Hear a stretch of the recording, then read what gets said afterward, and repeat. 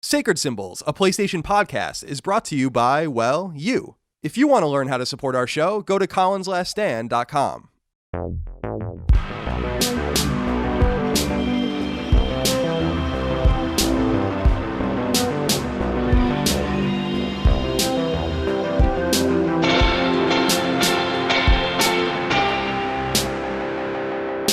Greetings and salutations. Welcome back to Sacred Symbols, a PlayStation podcast.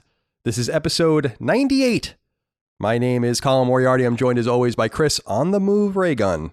Chris, I hear you're moving apartments. Yeah. I'm getting out of this building, away from the roaches and the. When does that occur? Oh well, I think the way it's set up right now is that we move in late June, so basically at the end of June, we'll be in a new place. Cool. Yeah, so you're not going to bring the roaches with you in a little caravan, a roach caravan? I mean, we hope we don't. I know they stow away like devils, but I think like we little devils. Should be good. What was the impetus for finding a place? I mean, I feel like it's a good time to move maybe right now. I feel like it's a buyer's market or a renter's market. Yeah, right now is kind of cool because not a lot of people are moving. So a lot of buildings are kind of trying to incentivize people to move in. And the deal that we found was, hey, listen, you get 2 months free. Wow. And prorated month for when you move in. And I'm like, well, that's pretty good. Probably not going to get excellent. Probably not going to get a better deal than that for a while. So no, definitely not. That's awesome. Yeah. So it's a better building. It's the building that I wanted to move into initially when I moved to Burbank, but it fell through the first time. So It'll be good. It's a slightly smaller place, but like not in any functional way. Like I have a hallway that goes into my room that's pretty much useless, you know? It just pretty much it's the same size except it just doesn't have that basically. Yeah, wasted space. Are you going with all of the people that you live or the few people you live with now or? Yeah. It's the same group. Okay, cool. So, well, that'll be fun. Congratulations. Yeah. You told me that today. Because we're recording a day early because we'll actually record a pickup tomorrow for Ghost of Tsushima and anything else that comes up. Mm-hmm. But we're recording this on Wednesday instead of Thursday. And I texted you about this and you said you were moving. So I actually thought like, oh, you're in the midst of moving right now. It seemed like a little, in hindsight, it's a little bit of a non sequitur. Yeah, no. We were just like on the phone for like a while, just talking to the managers of the building and stuff like that, getting things sorted and getting all the paperwork done now so I don't have to worry about it later. Cool. Well, many congratulations to you. Yeah. And the others, very happy for you. You have a little bit of time. You have like a month and a half until you're going to take your sojourn. Mm-hmm. I think the audience knows if they follow me on social media, I just bought a house. I'll be moving around the same time you are. I think I'm supposed to close June 15th. Yeah. And it's a little stressful because it's a brand new house. It was just finished in March. It's what they call a spec house. So it's this house in a brand new neighborhood. Everyone's just moving in at the same time. Half the lots haven't even been built yet. Mm-hmm. And it's a house that people kind of like they use to kind of show it off. And so I got a nice little deal on it. And the only thing that's stressing me out is I have to buy, as I guess it goes with a lot of new houses, like brand new houses, but I have to buy a fridge and a washer and a dryer. Who knows how that works? So I got to figure that out. But I did hire a friend of mine is an interior designer, and I hired her to help me just buy furniture and design, I guess, as it were, the living room and my master bedroom. I'll take care of everything else, but I just need someone to do all of that for me because I'm too childlike to take care of those things. Yeah, I hear you. That's fun though. It's always nice to, I don't know. I like going into I don't like the act of moving itself, but like once you're in like a new place, it's almost like the kind of like handiwork part of your brain kicks in where it's like whenever you have to put like a table together from like IKEA, it's like strangely satisfying, even though it's actually frustrating. Yeah, I'm excited because when I left California, I got rid of most of my shit. So I really only have like probably 10 boxes or 12 boxes or something like that of things. And no furniture. So yeah, I either sold or got rid of or gave to my ex everything that I owned, basically, that wasn't G.I. Joe or clothing related, essentially. So starting fresh, starting new, looking forward to it. And we're recording early, by the way, because I'm picking up my dog tomorrow. So I'm excited about that. I got to go to North Carolina to pick the little rascal up. So lots of new and exciting things happening. But thank you all for joining us for Sacred Symbols this week, our weekly PlayStation podcast. Remember, you can support us on Patreon, patreon.com/Colin's Last Stand, where more than 8,500 of you support us right now. We very much appreciate it. Depending on your level of support, you can get early ad-free access to our show, the ability to submit questions, comments, concerns, thoughts, and ideas, and access to our weekly supplemental Sacred Symbols podcast called Sacred Symbols Plus. That is only for patrons. Last week was a nearly 2-hour episode that we went way in depth on the Xbox event, the Xbox Series X event from last week. Talked about each and every game individually, and we also talked about Nintendo and Animal Crossing and the meteoric success that's happening there. Next week is actually going to be a little bit of a game changer, as it were, a change up, because I'm going to have Dustin, our editor, who's an experienced podcaster. He has his own podcast. And Maddie, Mr. Maddie Plays from YouTube, who does YouTube videos for me too, and is, again, a very experienced podcaster. They're actually going to do a Persona 5 Royal spoiler cast and review discussion. As we discussed on Sacred Symbols Plus, Chris and I last week, I feel like I want to try to fill in some of these crevasses of games that Chris and I are just not going to play. Yeah. And this is the highest scoring PS4 game, exclusive or otherwise. It is exclusive, but exclusive or otherwise on the console this year. And people really love it. And I feel like it's a little peculiar for us to ignore it completely. So calling these guys in from the bullpen, I think they're going to do a great job. But give us your feedback on what you like and what you don't like, and we'll continue moving forward. And remember, our game Twin Breaker is out on PS4 and Vita, cross-buy, 2 platinum trophies. Go check it out. Go buy it if you'd like. $9.99 or your local equivalent. There is a shit ton of news to get into this week. Yeah. But before we do, I mean, there's a ton. Before we do, I wanted to hear from William the Fourth, who wrote into us on Patreon. He said, "Hey, Coed and Cambria, I hope no one has called you guys this before. I feel like maybe 7,000 people have called us this, but yeah, I could be wrong about that, William the Fourth. If you knew for absolute fact that out of every 100 dumps you took, one randomly contained a diamond worth exactly $300, would you sift through your poop? In this scenario, you would have a trusted buyer who comes and buys the diamond instantly with no hassle. You are also the only person that you know of with these diamond creating intestines. Also, it would be truly random per group of 100. For example, it could be 2 in a row if number 100 of one batch had the diamond, then number 1 of the second batch had it. Sorry for the terrible first question. This is the literal first Patreon I've ever given to, and I have no regrets. Love all that you do, and even though you guys don't get Animal Crossing, I have been religiously listening to your show for a while doing my daily tasks. Thank you, William the Fourth. Appreciate this. Chris, would you dig through your own feces if you knew that 1 out of every 100 dumps on average had a $300 diamond in it? No. Yeah. No, I don't think so. I don't think 300 was really enough for me to. It's less about digging through it and more about just the inconvenience of having to check every single time. Like, no amount of money, I think, could make me do that. I'm not hurting enough I'm not hurting enough to take this off. The economic depression hasn't grasped you yet to Not such yet. an extent that you would want to. Yeah, no. Talk to me in like 3 months or something, maybe. But no. Yeah, it seems a little extreme. I mean, I have a few problems with this. Number one, that's $3 per dump, so it's not a lot of money. I mean, $300 is nothing to sneeze at, nothing to shit at. No, but I don't know. So my bigger problem with this is that it's a $300 diamond, which is like infinitesimal as far as diamond sizes is concerned. So it's not like you're really gonna have to sift through this shit.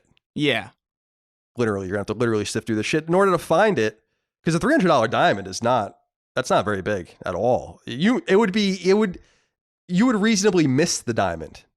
Yeah, and that would be what would scare it's me. like it would fall through a strainer probably.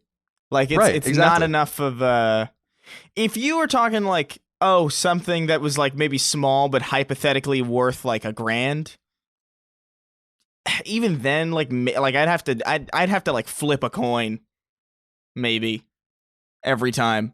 Be like, do I check today? See, that increases your odds though of 1 in every 200 then, because then there's a 50% chance you're going to miss it. if you're also flipping a coin. I guess so, yeah. I just Yeah, flip a so that's coin a to decide everything. Oh, That's you're my like main- Two-Face. Wait, Yeah. what? Two-Face, the Batman villain. He flips a I thought you coin. said toothpaste. I was like, excuse No, me? you're like Toothpaste. You flip a coin. Yeah. So I don't like this question for a lot of different reasons, William the Fourth, but that's my big problem is that a $300 diamond, I would be like a 19th century gold miner sifting gold at the side of a river, except for I'd be doing it at the side of a toilet bowl. And who knows what I may or may not miss. So for that reason, I'm gonna say no, because I like money. I would take the money. Poop doesn't really gross me out. Like my poop doesn't really gross me out. Right. If I had to sift through someone else's poop, that might be a problem, but I don't know. I mean, 100 poops, that's like 100 days. So you would make something like $350 or so. A little more than that, I guess. No, you'd make like $1,200, $1,300, $1,400 maybe a year. Doesn't really seem like it's worth the problems of going through your poop. But thank you for that opening, William. We appreciate you. Yeah, it's a great Very setting much. of the table. Yeah, we set the table here with William the Fourth and his inaugural question. I wanted to throw out that a few more games. So if you listen to Sacred Symbols Plus, we talked about everything that was at the Xbox event, but I don't think we talked about Scarlet Nexus and Vampire the Masquerade Bloodlines 2 last week as far as those games coming to PS5, because we're still waiting for some confirmation on some of these games. Some of them are also timed or permanent second-party exclusives, but those two games, so Scarlet Nexus is the Bandai Namco game that looks like an action RPG. Vampire the Masquerade Bloodlines 2 is that cool-looking open-world game, probably the coolest trailer shown in that event. I just wanted to let everyone know those games are also coming to PS5. Yeah. So you have a little bit of information. Garrett Jaggard wrote into us, though, and he said, hey, Colin, Cobra Colin and co-pilot Chris, considering the incredible mainstream success of Animal Crossing on the Nintendo Switch, my question is this. Does PlayStation have any IP in their stable with enough widespread mainstream appeal to achieve similar success? If not, what existing PlayStation IP could be spun off into such a game? Thanks for making Tuesdays and Fridays great. Thank you, Garrett, for your question. Garrett is actually one of the moderators of my new Twitch channel, Long Island Viper. Oh. So I appreciate you, Garrett. We're having some fun times over there, some good times. Played a little Streets of Rage 4 the other day, a little Civilization 6. So having some nice times over there. But we did talk deeply about Animal Crossing on Sacred Symbols Plus. But Chris, Animal Crossing sold like what, 13.5 million copies in 6 weeks. Yeah, an insane amount of copies. That's more copies than any PlayStation 4 exclusive except for Uncharted 4. And I'm wondering if you feel like Sony has anything in their stable that could do this, because I don't think, well, maybe I'm wrong, but I don't think anyone anticipated that Animal Crossing New Horizons was going to do this. I think it was helped by COVID, but Animal Crossing's been around for a really long time. Animal Crossing's like 17 years old. It's not a new franchise. It's been on virtually every platform since the GameCube that Nintendo has released, including handhelds. None of them have done this well. So I'm wondering if you think Sony has anything that could reach this level of mainstream appeal. Because again, I'll just reiterate, people think I'm a Nintendo hater, but I really just don't get this one. I don't get this one. I can understand Zelda. I can even understand Mario Odyssey, which I think was pretty underwhelming, but I could definitely understand Pokemon too, but I don't understand this Animal Crossing game. Yeah. I don't know. I think a big kind of issue with Sony first party specifically right now is it seems to skew in a very adult oriented way. And while adults typically are the people who buy games, they're also the people who kind of have the least time to play them. So you're at like a situation where like you have like Uncharted, you have The Last of Us, you have Ghost of Tsushima, you have Days Gone, you have, I don't know, all these really kind of like mature titles. They're not going to appeal to children, and they're certainly not going to appeal to parents who are trying to buy games for their kids, which is something that I think Animal Crossing really kind of grabbed hold of in a way that I feel like even Zelda and Mario probably don't even necessarily grab hold of. Like that's a staggering amount of copies and the to sell in such a short period of time, and the main driving force I think is honestly just how friendly and approachable it is. And I don't know if Sony really has anything that's as approachable. I feel like Spider-Man is the closest thing.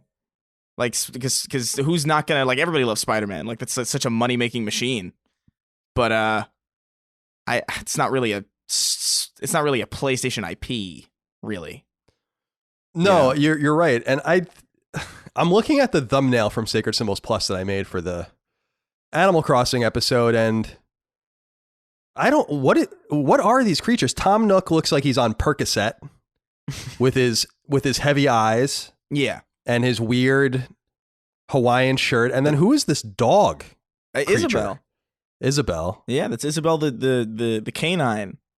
I'm really unsettled in a pretty deep way by both of these characters. I just can't wrap my mind around what is even going on. Yeah. In this world. I don't really understand it either, but I mean, it looks like a little cartoon. It looks like something you would plop in front of your kid for certain. Like, without a doubt. Definitely. Yeah. You know? Are they a couple, these two? No, they're I think they're business owners. They're like co-workers, I think. Oh, okay. I don't know the specifics. I don't know if I want to know the specifics of whatever's going on with these two, but I'm just disturbed because Tom Nook looks like he has pretty heavy eyes. Like, he looks like he's stressed not out for slept sure. for 4 days. Yeah, I would say so. He's a true capitalist, man. He's a business owner. He just runs everything. Like, he's tired always. Yeah. And then the dog, Isabel, looks hopped up. She looks like she's on coke, perhaps. That's everybody Tom in Nook's. that game, honestly. Oh, okay. I see. Yeah. And they have these little pupils. There's like a girl in the background of this one. She has like a dress on and she's got little tiny pupils that are dilated. I don't know. I guess that's the opposite of dilated. It's a weird series. I don't know. I just, to each his own. That's perfectly fine if you like it, but we don't understand that. And yeah, I agree with you, Chris, to Garrett's point. I don't think Sony has anything that can compete with this, just because, like you said, it's more of and I don't mean this as a disparaging thing, it's just a more mature array of games and therefore has a more limited appeal, because Animal Crossing selling to everyone. It seems like it's selling to the kids, it's selling to the young adults and certainly to the adults, because all we hear about is Animal Crossing on Twitter, much to my complete chagrin. It's a shame too, because like I feel like the PS1 and PS2 had like a really strong mix of audiences that it appealed to in that sense, as far as like first party and as far as like, you know, exclusive games. Like the PS1, you had like gritty stuff like Metal Gear Solid, but you also had like, you know, Crash Bandicoot and Spyro, and you also had like really dark stuff on it. I feel like that stuff doesn't really exist on PS4 now, which is kind of a shame. Yeah, they definitely have tried. I'll give them that, because they had Knack. They tried Knack.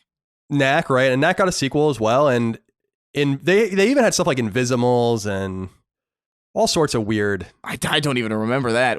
What the hell? That was like a Pokemon ripoff, as far as I remember. I think that was on PSP. There was one on Vita too, I think. And then they had some more accessible stuff like Parappa the Rapper out of the first party and second party. So, right. But even then, Parappa the Rapper was that was PS1 though. Yeah, that's true. And PS2, although the PS2 version was no bueno. Yeah. So, yeah, we'll see, Garrett. I would like to see them try to recapture that space, but it just doesn't seem like they're going to play in that space at all. Corey wrote into us. He has a bone to pick with me. He says, Colin, can you clarify your stance on video game spoilers? You said in the last episode you never spoil anything. Paraphrasing here. I don't think I said that, so your paraphrase might be a little unfair, but I understand what you're saying. However, in a previous episode, you've spoiled key story beats of the original Final Fantasy VII. I understand your argument being that the game is over 20 years old, but what if you're born in 2005 and want to play it for the first time now that you're in your teens? I just don't think your point of view makes much sense when it comes to spoiling old games. I totally disagree. So my argument about this is always The Empire Strikes Back, 1980. Yeah. That movie is 40 years old now. The big secret, in case you guys haven't seen The Empire Strikes Back, is that Darth Vader is Luke Skywalker's father. Yeah. In case you didn't know. And that came out 4 years before I was born. And that was a really common spoiler when I was even a kid. And this was in the pre-internet era. So I think there's got to be a statute of limitations on this sort of thing. Final Fantasy VII came out in 1997. It's 23 years old. I understand that there are people that were born later or just didn't play it when it was out, whatever the case might be. But you can make this argument for literally anything, because if the only thing that seals you off from spoilers is that you are born after it, then anything can be spoiled for anyone at any given time. And I think that at some point we have to be able to freely talk about certain things. I don't think that even the statute of limitations is a few years. I think it's even more than that, but 23 years? No, I think that at 23 years, you can begin to spoil anything you want. Yeah. That's I think the second you're in the 15 to 20 range, as far as like years go, that's free reign. Because like I definitely, like I knew about the Star Wars spoiler way before I watched the movies for the first time. Like that was like a common parody trope too, like in like, I don't know, Spaceballs and like the Family Guy Star Wars episodes, and like it just everything about Star Wars, you know, without seeing Star Wars, because it permeates throughout our culture, especially our entertainment, in a way that like so few things do. So at a certain point, you just have to assume that everybody knows this, and if they don't, they probably don't care by now. Like even if they're like 5 or like 10, you know, like I don't think a 5 or 10-year-old could even grasp the significance of what that even means if it's such an old franchise anyway, or if it's such an old spoiler anyway. So yeah, I agree. I think the statute of limitations is pretty much that length of time. Yeah, Final Fantasy VII Remake, I think, is well under the bar, where I don't think you should be spoiling that for people. It's so remixed that I'm only like 7 chapters in. I haven't even played it in a few weeks. So I don't think that I would go ahead and spoil that for sure outside of our spoiler cast. But yeah, Final Fantasy VII, especially because, as you were saying, with Darth Vader and The Empire Strikes Back, that's one of the great and most famous spoilers or moments in cinematic history. Yeah. The thing I spoiled about Final Fantasy VII is also one of the most famous spoilers in video game history. So yeah, you've definitely seen that. Like, even if you're not aware of it, you've seen that in like some kind of highlight reel or some, you know, video game montage. You've seen the spoilers for Final Fantasy VII, even if you don't register them. Yeah, so I don't want to ultimately ruin anything for anyone, but yeah, I don't think I said I would never spoil anything. If I did, I think I was being hyperbolic. I'll spoil all sorts of things. It's got to be a pretty unique twist for you not to spoil something so long after release. Like I have a feeling like maybe like a game like Spec Ops: The Line, I probably wouldn't want to spoil for anybody, but you know, I don't know, man. How long do you have to not talk about things? It's just a bit silly. Even that's like what, 9 years old now. Yeah. So yeah, that's even getting close to like you've had your chance kind of territory. Exactly. Yeah.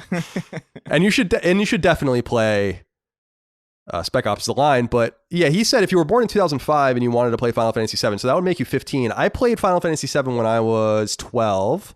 So even then you've had your chance. I'm sorry to say you've had your chance. Maybe I was 13. No, I was 12. No, I was turning 13. Okay, so, well, it doesn't really matter. Who gives a shit? All right. Finally, Jodan Castillo wrote into us and said, now this topic is now going, I think, on its 3rd week. Good. He says, hey there, Cool Ranch Colin and Cheddar and Sour Cream Chris. My comment is primarily in regard to the infamous Chris nacho debacle.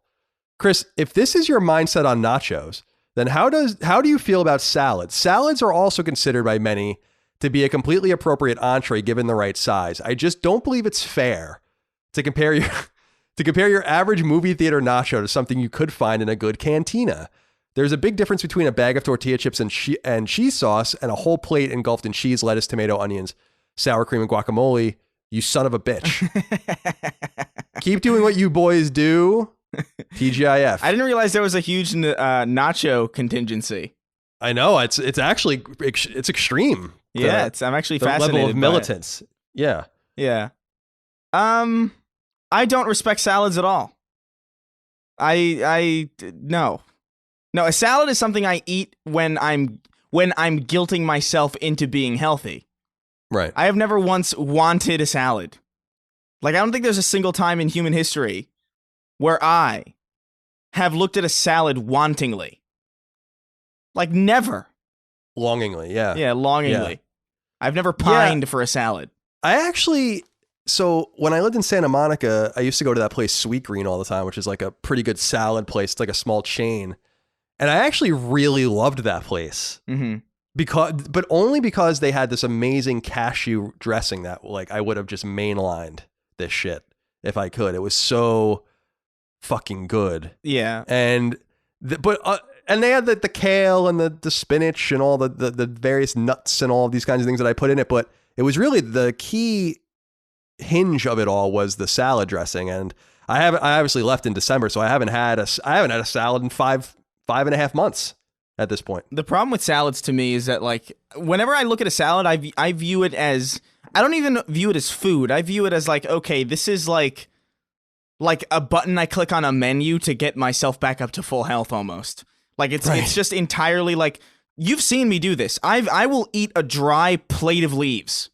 I don't care about the taste of it, because to me, if I'm going to be eating a salad and I'm going to be putting something on it that tastes good, like a good taste is almost in all cases bad for you. Like in very few cases where like you can put something on something else to make it taste better, and that thing that you're putting on it doesn't decrease the health value of what you're eating, because flavor is inherently unhealthy. I don't know who designed this in the human psyche, but it's unfortunately true. So when I'm eating a salad, I'm like, you know what? I don't need any dressing. I don't need any bullshit on it. I'm just going to eat this like a dinosaur.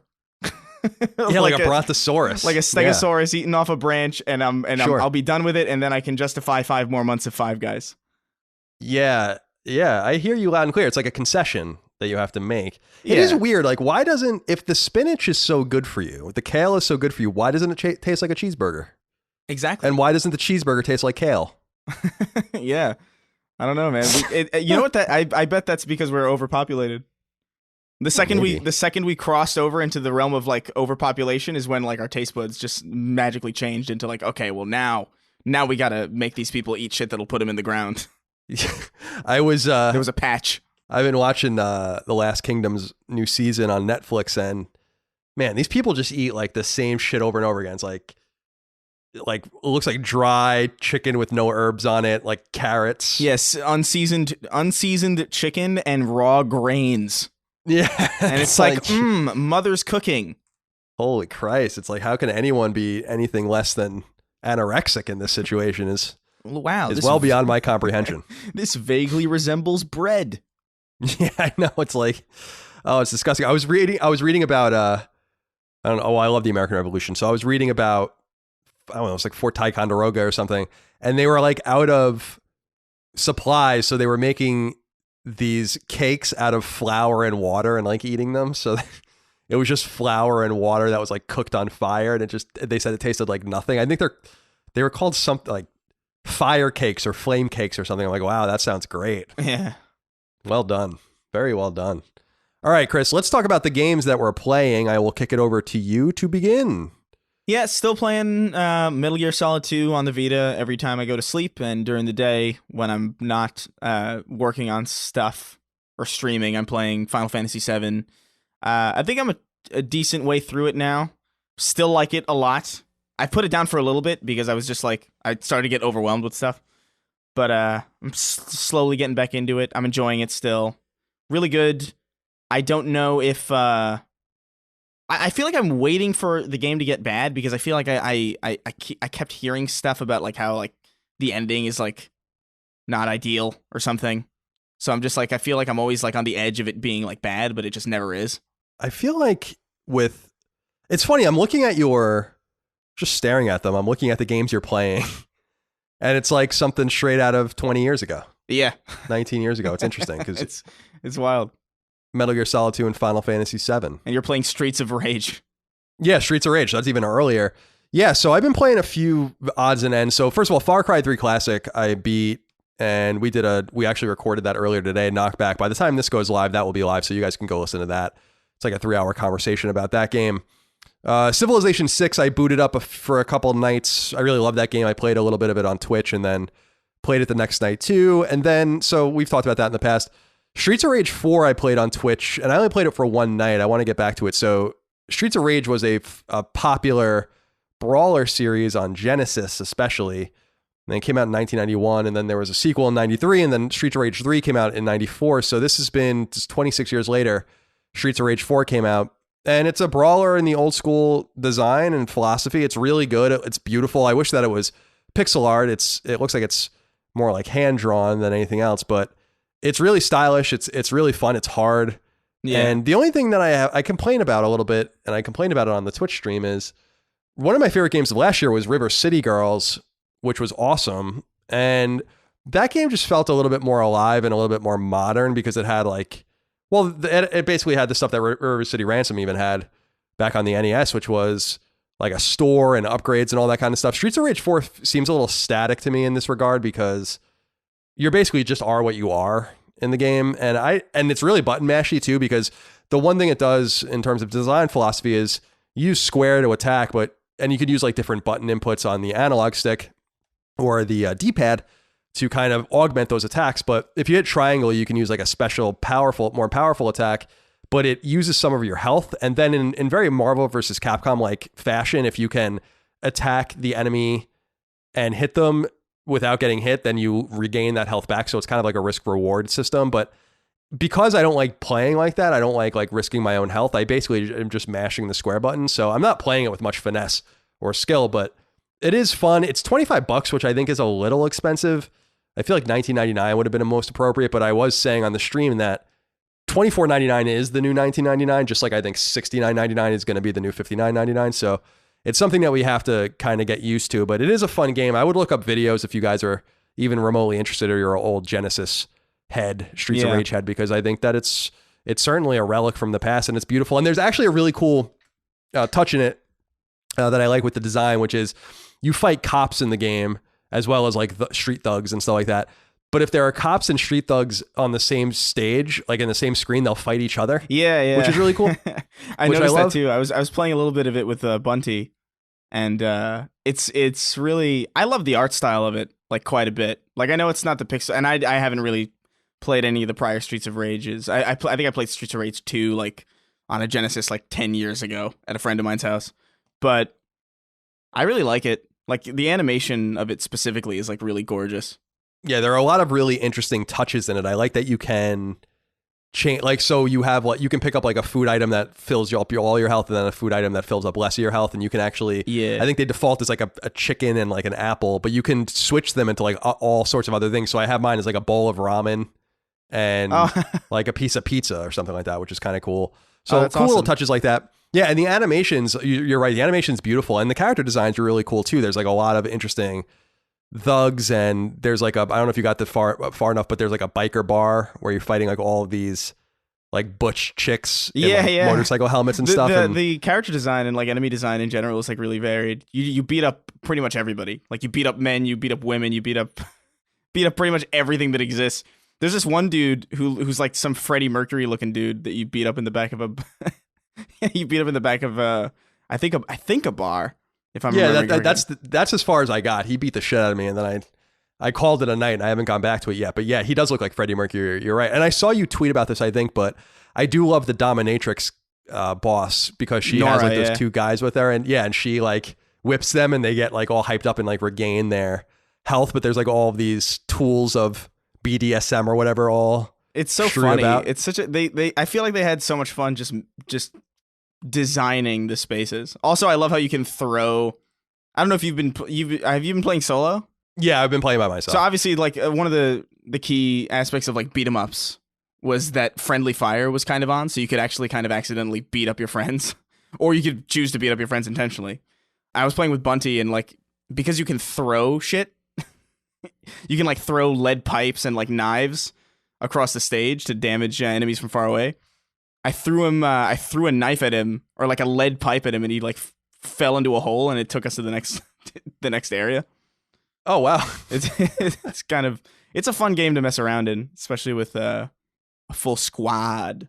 Yeah, does it scale? That was the question I was asking myself, is because the game seems pretty hard by myself, but I was wondering if it just stayed the same. I don't know. If you played with someone else. I have to research that a little bit.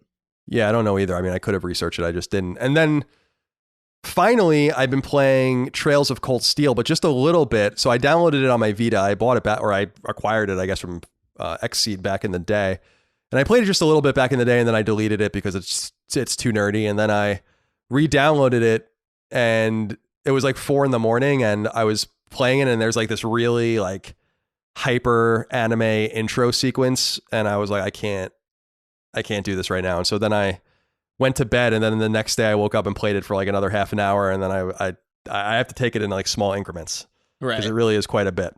So I'll have more information on that soon, because I'm in the mood to play something like that. I don't know why. I mean, I like the combat system in it a lot, so we'll see how it all shakes out. So that's all we're playing for now. All right, Chris, let's get into the news.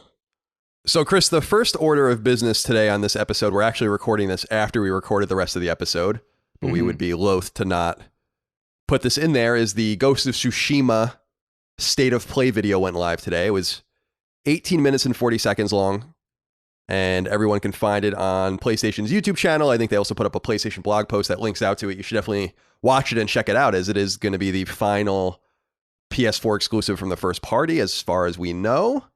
And I'm curious, before we get into all the ins and outs of it, because they did show quite a bit, what are your impressions of this game? Because we've been, maybe more me than you, but we've been pretty skeptical about the timing of this game and Sony's silence about it for so long. So what did you think about what you saw, and what do you think about the potential for the game? I thought it looked cool. I think obviously the art direction and the visuals are probably the most striking part of it. Because that's, and honestly, I think they think so too, because that was kind of a big focus of their presentation, was like all the different modes of play that there are, in the sense that like you could make it look like an old samurai movie, and you could have film grain and black and white, and there's a photo mode that lets you change the wind direction and the particle effects, and it does look gorgeous. As far as the gameplay goes, I think it felt like a mix of a couple of different things. It felt like a little bit of Arkham, a little bit of Shadow of Mordor, a little bit of Zelda Breath of the Wild, in the way that you have to wear certain bits of armor for certain stat boosts to help in specific situations. I don't know if I was that surprised by what I saw. I feel like what I saw was kind of what I was expecting, but there were a lot of cool like little things about it that I think make it stand out a little bit. I like the guiding wind as like a way to guide you in an open world without actually feeling like this big immersion breaking HUD element. I liked the little birds that flew by you to guide you towards secret areas and stuff like that. I think it looks pretty good. Yeah, I'm with you. I think it looks really good, and at the same time, I think it's kind of 6 of one, half dozen of the other with how I feel, because I was driving today when we're recording this. I was driving to North Carolina and then back to get my new dog. And when I was on my way back, I was reading Twitter, and some people had tweeted at us being like, "Oh, I can't wait to hear what you have to say." Some people were saying, "Oh, you guys were so wrong about this, and you've been kind of skeptical about it." And I was really amped up, because I'm like, "Oh, it must have been like a really impressive showing." Like that blew everyone away. But when I watched it, I was like, this looks fun. I'm sure it's going to be great. And like you said, the art, I think, is the standout. The animations, they show, they did this slow camera twirl E3 demo type thing in the beginning, and kind of showed this huge vista on Tsushima Island, which is a real place. I was reading about it a little bit. It's a 43 mile by 9 mile long island. So it's a tiny little island in between, I believe, Korea and Japan.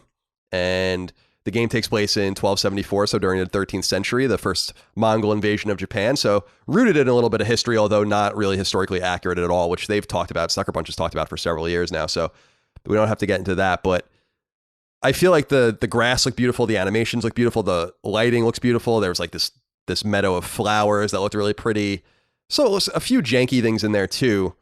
But I was actually kind of surprised by some people's impressions of this game being a blowaway situation, because it looked kind of like a lot, in terms of gameplay, it looked kind of like a lot of games that we've already played. I would even say a lot of games that have come from first party. I think Horizon looks like a better game than this in terms of gameplay. We haven't played one. We've obviously played the other, so it's hard to make that impression. But it was kind of hard to get a feel for the combat, especially. Like I wasn't exactly sure like how because it looked like it could have.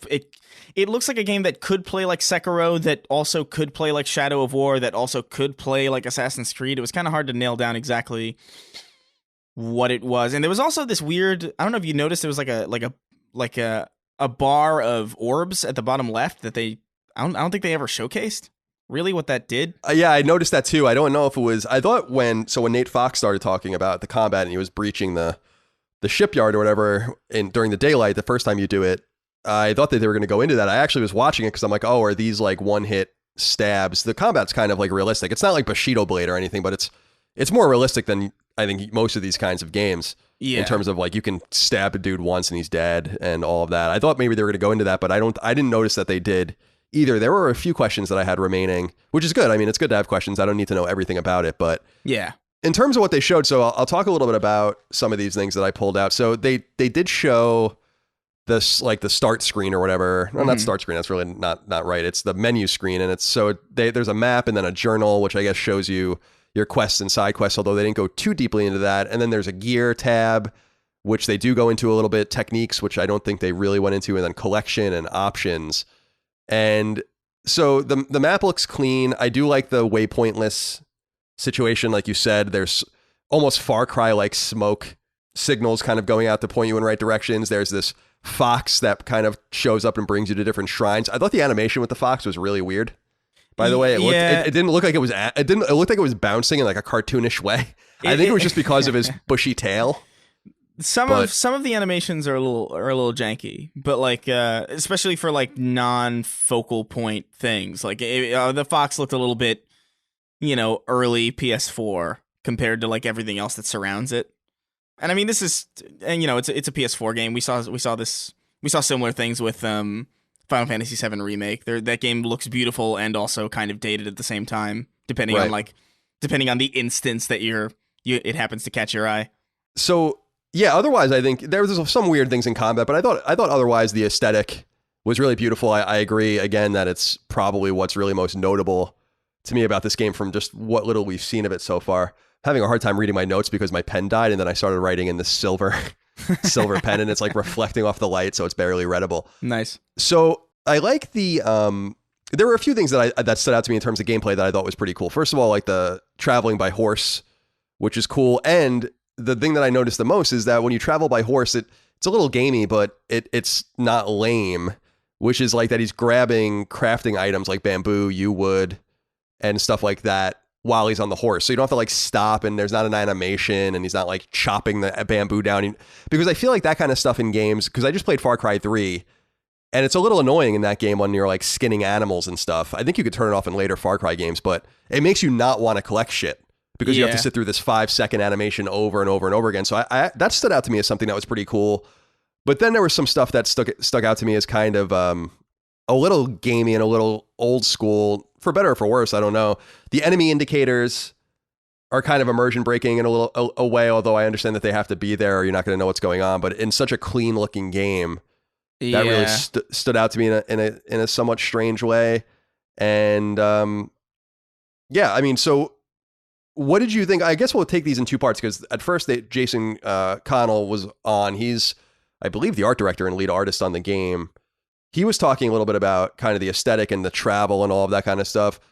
What did you make of what parts of the map we saw and kind of all of this before we even get into the combat that Nate Fox, the director, went into? Is there anything you wanted to add about the kind of first third of the presentation, I guess? Because Nate Fox was kind of on it for the most. Yeah. I mean, the biggest part. I don't know how I feel about it, because I just feel very, very much like this is what I expected, right? Like it wasn't something that necessarily kind of exploded my mind open. It was like, okay, yeah, this is exactly what I figured it would be. It looks gorgeous still, which is also something that I expected. I think it. I don't know. I don't feel disappointed, but like I don't feel excited either necessarily. Like I'm looking forward to playing it for sure, but I think, like you said, I feel like I've played some variant of this game before. Yeah, in some way, kind of. It didn't augment my excitement one way or the other. Yeah, really. Yeah. Like I'm really looking forward. I like Sucker Punch. I'm really looking forward to playing the game, but I was a little surprised by some of the really rampant positivity about it, because I'm like, I don't see what you're talking about. This doesn't seem incredibly revolutionary. Like when I think about The Last of Us, the original, and seeing that the really first deep gameplay dive at E3 when they were in the hotel, if people remember that was like outrageous, where I was like, this is insane. And I felt the same way when The Last of Us 2 in the parking garage, in the area outside the parking garage, when they showed that gameplay demo, that felt really new and different and exciting. And this, I'm not trying to compare the two games. One's an open world game. One's a really tight linear experience. So it's a little bit unfair to compare them, but I'm just kind of comparing the two because they're coming out back to back. And this kind of, in some way, confirmed my thoughts that this is not going to be this outrageously monumental game. And I don't think Sony believes that it's going to be either. And I think you're right by kind of stressing in the beginning the more aesthetic, it kind of eases you in. If they put the things in opposite order where they showed gameplay first and then really went into the aesthetic second, I think people might have been less impressed with the state of play presentation as a whole. So I think it was smart to focus on the really outrageously positive stuff too, because the game looks really stylish. Mm-hmm. No doubt about it. And they kind of sandwiched it. They kind of they were like, okay, here's how this game looks in the beginning, and then like at the end, they also sandwiched it with like another highlighting segment of how the game looks in the different photo modes and like the different ways you can play, and even just like the Japanese audio, which that is cool. Like that, I'm looking forward to seeing that. Me too. I'm going to play with that. Yeah.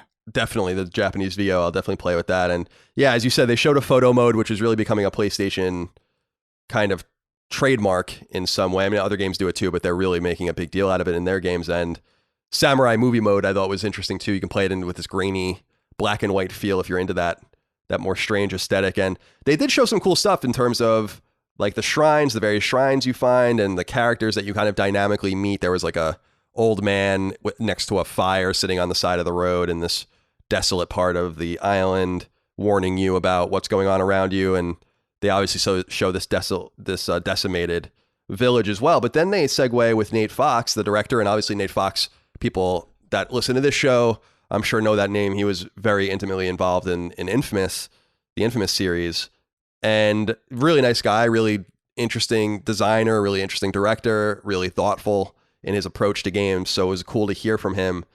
They showed Jin off, who's the main character, obviously, and Jin Sakai. And now I don't know if I'm reading this right. I was trying to read a little bit about people's impressions. I couldn't find too much. And then I went to the Wikipedia page and they didn't have anything there either. I kind of got a vibe from this, which I didn't get from other pre-release stuff, although I've not paid attention to everything because I'm trying to kind of go in a little bit blind, but it felt like they were kind of teasing an Infamous style morality system. And I don't know if that's true or not, because in the beginning he says, we go in as the samurai, right? And then they go back later and they do that same boatyard sequence as the ghost. And he was saying that the ghost plays kind of dishonorably. So it's not like good and bad or good and evil. It's honorable and dishonorable, which to me speaks more like samurai and ninjutsu. Yeah. This fantasy we have, which is an awesome fantasy of like Ninja Gaiden and Ryu and all this, of these like amazing ninjas, that they're actually in Japanese history kind of a disrespected class of warrior that did dirty shit. And that was kind of the way I read it. But then he says later on, and this is where I got confused when he was talking about customization, he's talking about becoming the ghost. So then I was like, oh, I'm a little confused now because, and maybe it's my fault to be confused in this way. I don't know how you took it, but I was reading it about being like, well, you can do it one way or the other. And it seemed like a Sucker Punch trademark kind of thing. So I was like actually kind of amped about that. But then he was talking about, again, becoming the ghost. And I'm like, oh, so inevitably you become the ghost of Tsushima? I'm a little confused. How did you read that? Am I reading that wrong? No, yeah, I was similarly kind of confused because I don't know if I necessarily read it as a morality system, but I definitely read it as like two different approaches that you could take. And maybe like there was like armor that dictated what mode of play that you were in. Like maybe there was like a stealth set of armor that dictated, okay, we're in ghost mode, I guess. And samurai armor that dictated like whether or not you were in samurai mode. But then they kind of, the phrasing of like, yeah, becoming the ghost kind of leads you to believe that your goal is to become one over the other. So I was a little bit confused about that. That is a little bit confusing in the messaging. Definitely. Maybe it's just vague on purpose, but yeah, it could be. Because my excitement was kind of ramping. So I was like, oh, this is maybe the hidden piece of this game that we didn't quite get yet. They didn't quite go into yet. But yeah, I agree with the terminology was a little confusing. But like you said, it could be part of the design, and it might not be so literal yeah, as it was in Infamous, where you basically have to play the game twice to see everything. But Yeah, it's felt like samurai, like traditional samurai versus ninjutsu, because obviously the samurai have this whole code of Bushido and all this whole way of doing things, and they kill themselves when they fail and all of this. So they have this honorable path, and then I thought maybe a dishonorable path, but I don't know for sure. But it was cool to see the takeover of this Mongol shipyard, and there were a few things that stood out to me, which I thought were pretty interesting. So first of all, the game's really violent, which is not a huge surprise, and I'm totally fine with that because I think it fits. But there's like the standoff mechanic, which we kind of saw, I think, in like some previous gameplay, the brief previous gameplay we saw, where again, there's like Bushido blade like combat where one slice will do it and you kind of have to parry really carefully. There are bonus objectives, which is pretty cool. So I like that kind of depth in a game. And the bonus objectives they showed were for using your bow, and then he does pull out his bow and does like a ranged attack and like headshots a dude, which was pretty cool. There, like Neo, which I was just playing recently, there are different stances that unlock different combat styles, which I thought was pretty neat. And I like this kind of realistic take on combat. But then when they went into the ghost mode and when they attacked the shipyard at night, they basically did the same thing to show you a different way of doing it using fear and that it's dishonorable kind of approach. You're using like Far Cry like distractions like rocks and all of this and smoke bombs, and you're pulling out your smaller swords, and they showed a grappling hook here, so I thought about you. Yeah, immediately. With that. So yeah, what did you think about this contrast in combat? I mean, does the combat look engaging to you? Yeah, I think it looks engaging. I worry about how I don't get a feel for really how it plays. Like there are some elements, especially like when he's the ghost, where I almost kind of rolled my eyes because he was standing just such in direct view of like the people that he was sneaking up on, and I was like, oh my god, come on. Maybe that's just like the stealth snob in me who's just like waiting for like a proper like, you know, a real, you know, stealth game. But I thought that was kind of overwhelming, but the grappling hook pulled me back in, as it always does. Yeah. Ironically. Yeah, they show him sabotaging that ship. It was pretty cool. Yeah, that was a cool section. I like the idea of being able to choose the method that you go with, because I'm far more into ninjas than I am into samurai. Like, I don't know, I think that's a pretty common probably opinion.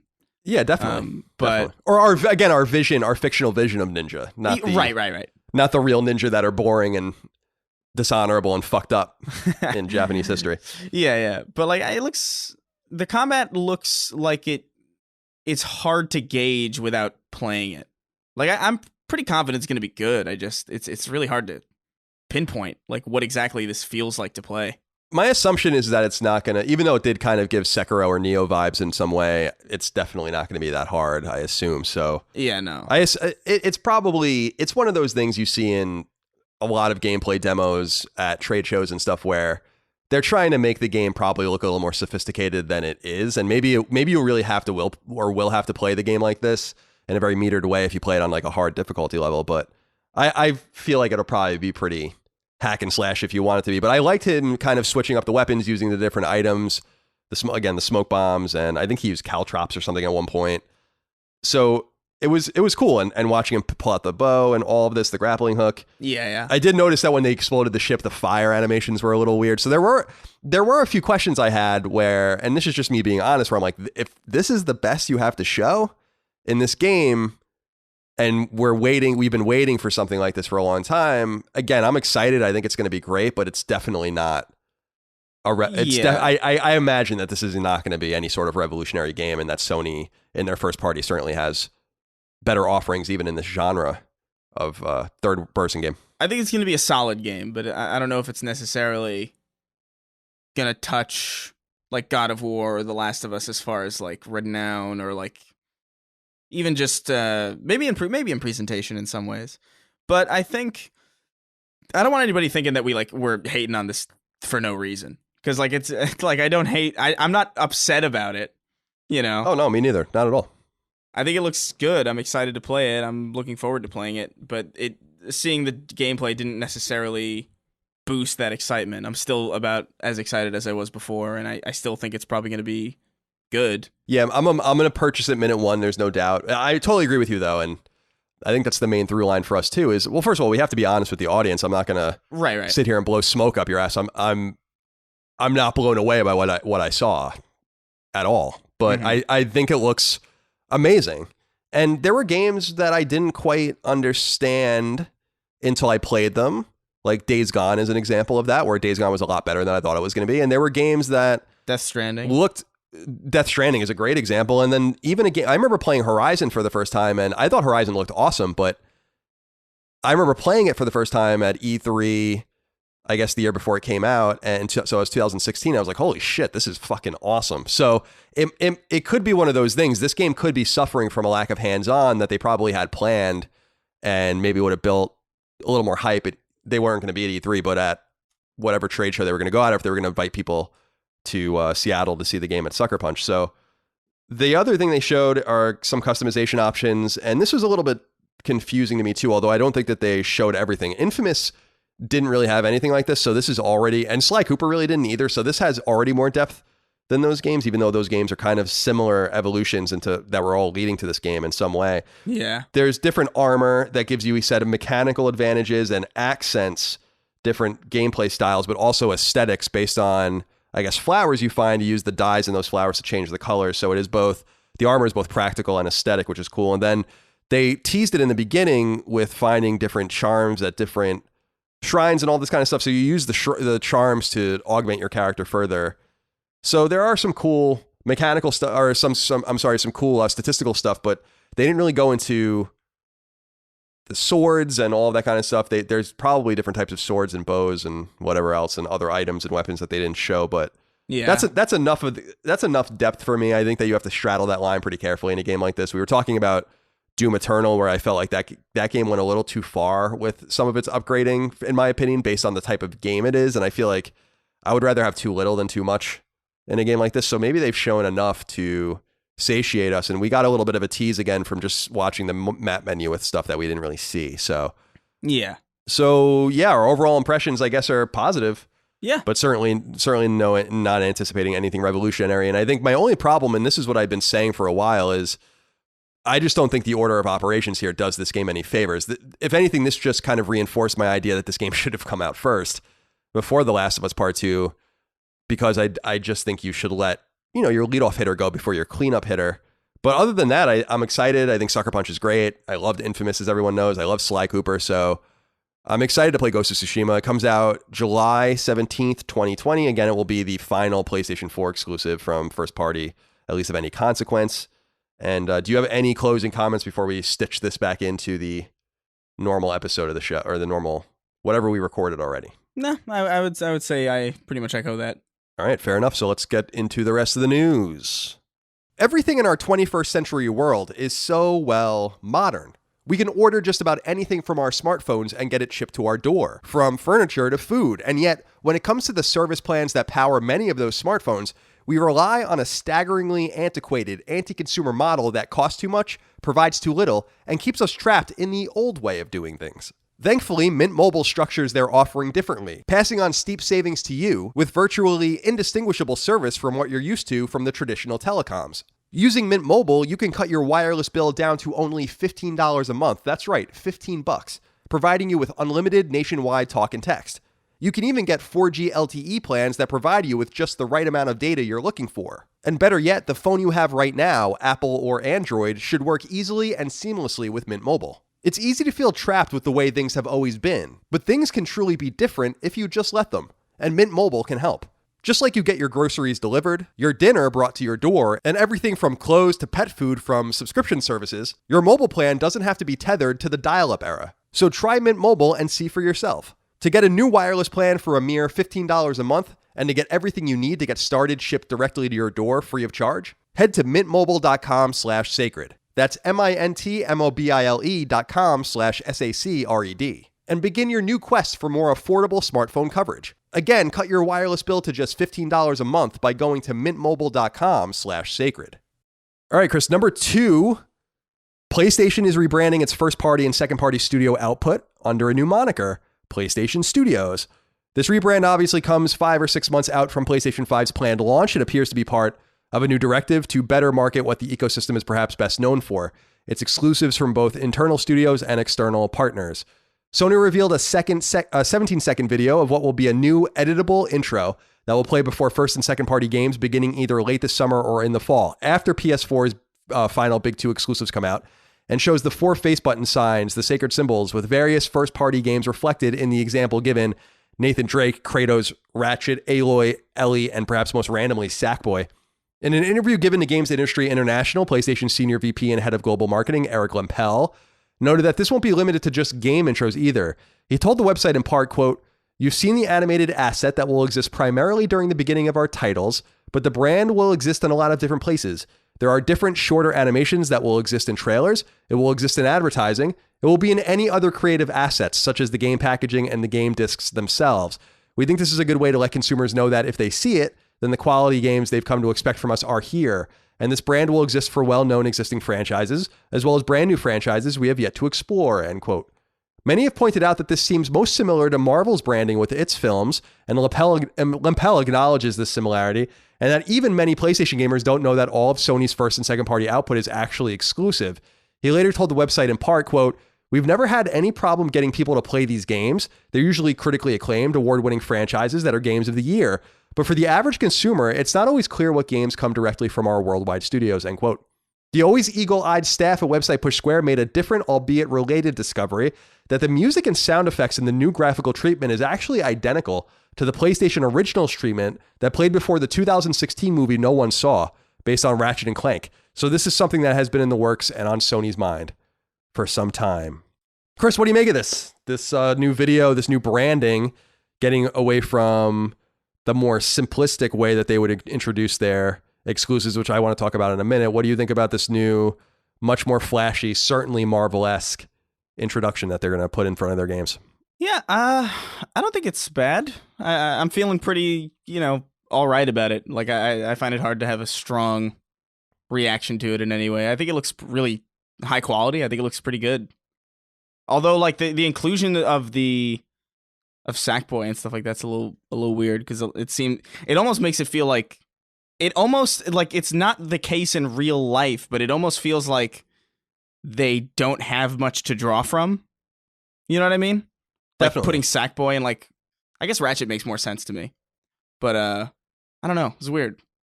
Yeah, because we're going to see Ratchet again. I guess this kind of indicates that we're going to see Sackboy again too, which isn't a huge surprise. I don't think Little Big Planet 3 did very well. It was externally developed by Sumo Digital, so I don't know what they're going to do with that. Maybe Media Molecule will go back to it at some point, or these were just placeholders, and they don't have very much in terms of super iconic stuff. They're not going to be able to put Spider-Man in there. Yeah. Obviously, they're not going to put like Deacon in there. Yeah. From Days Gone or anything like that, or the weird androids from Detroit. So I guess they kind of selected what they had. But what was interesting about what Eric Lempel was saying was that these will be edited. So apparently, if you see this like in front of Uncharted 5 in the future, it'll be all like Uncharted related. Or if we see it in front of Ratchet and Clank, which will come to PS5, or Horizon 2 or whatever, it'll be all related to Guerrilla Games or all related to Ratchet or Insomniac, which is kind of interesting. So I'll be interested to see how this is edited and kind of relayed in the future, and obviously in front of their films as well, beginning with Uncharted, which comes out in 2021. So I don't know, but I will say this. So Jeff Scott wrote into us, and he actually speaks to what I wanted to bring up, which is, he says, "Hey, CNC, with the recent announcement of PlayStation Studios and their new logo, will we have to say goodbye to the classic Sony Interactive Entertainment Presents logo screen? It's been a staple of PlayStation exclusives for years, and honestly, I would be sad to see it go." So this was my thought too. It used to be Sony Computer Entertainment, and then they made it Sony Interactive SIE instead of SCE. Yeah. But I actually love that it's like a really basic text intro. It is to PlayStation gamers.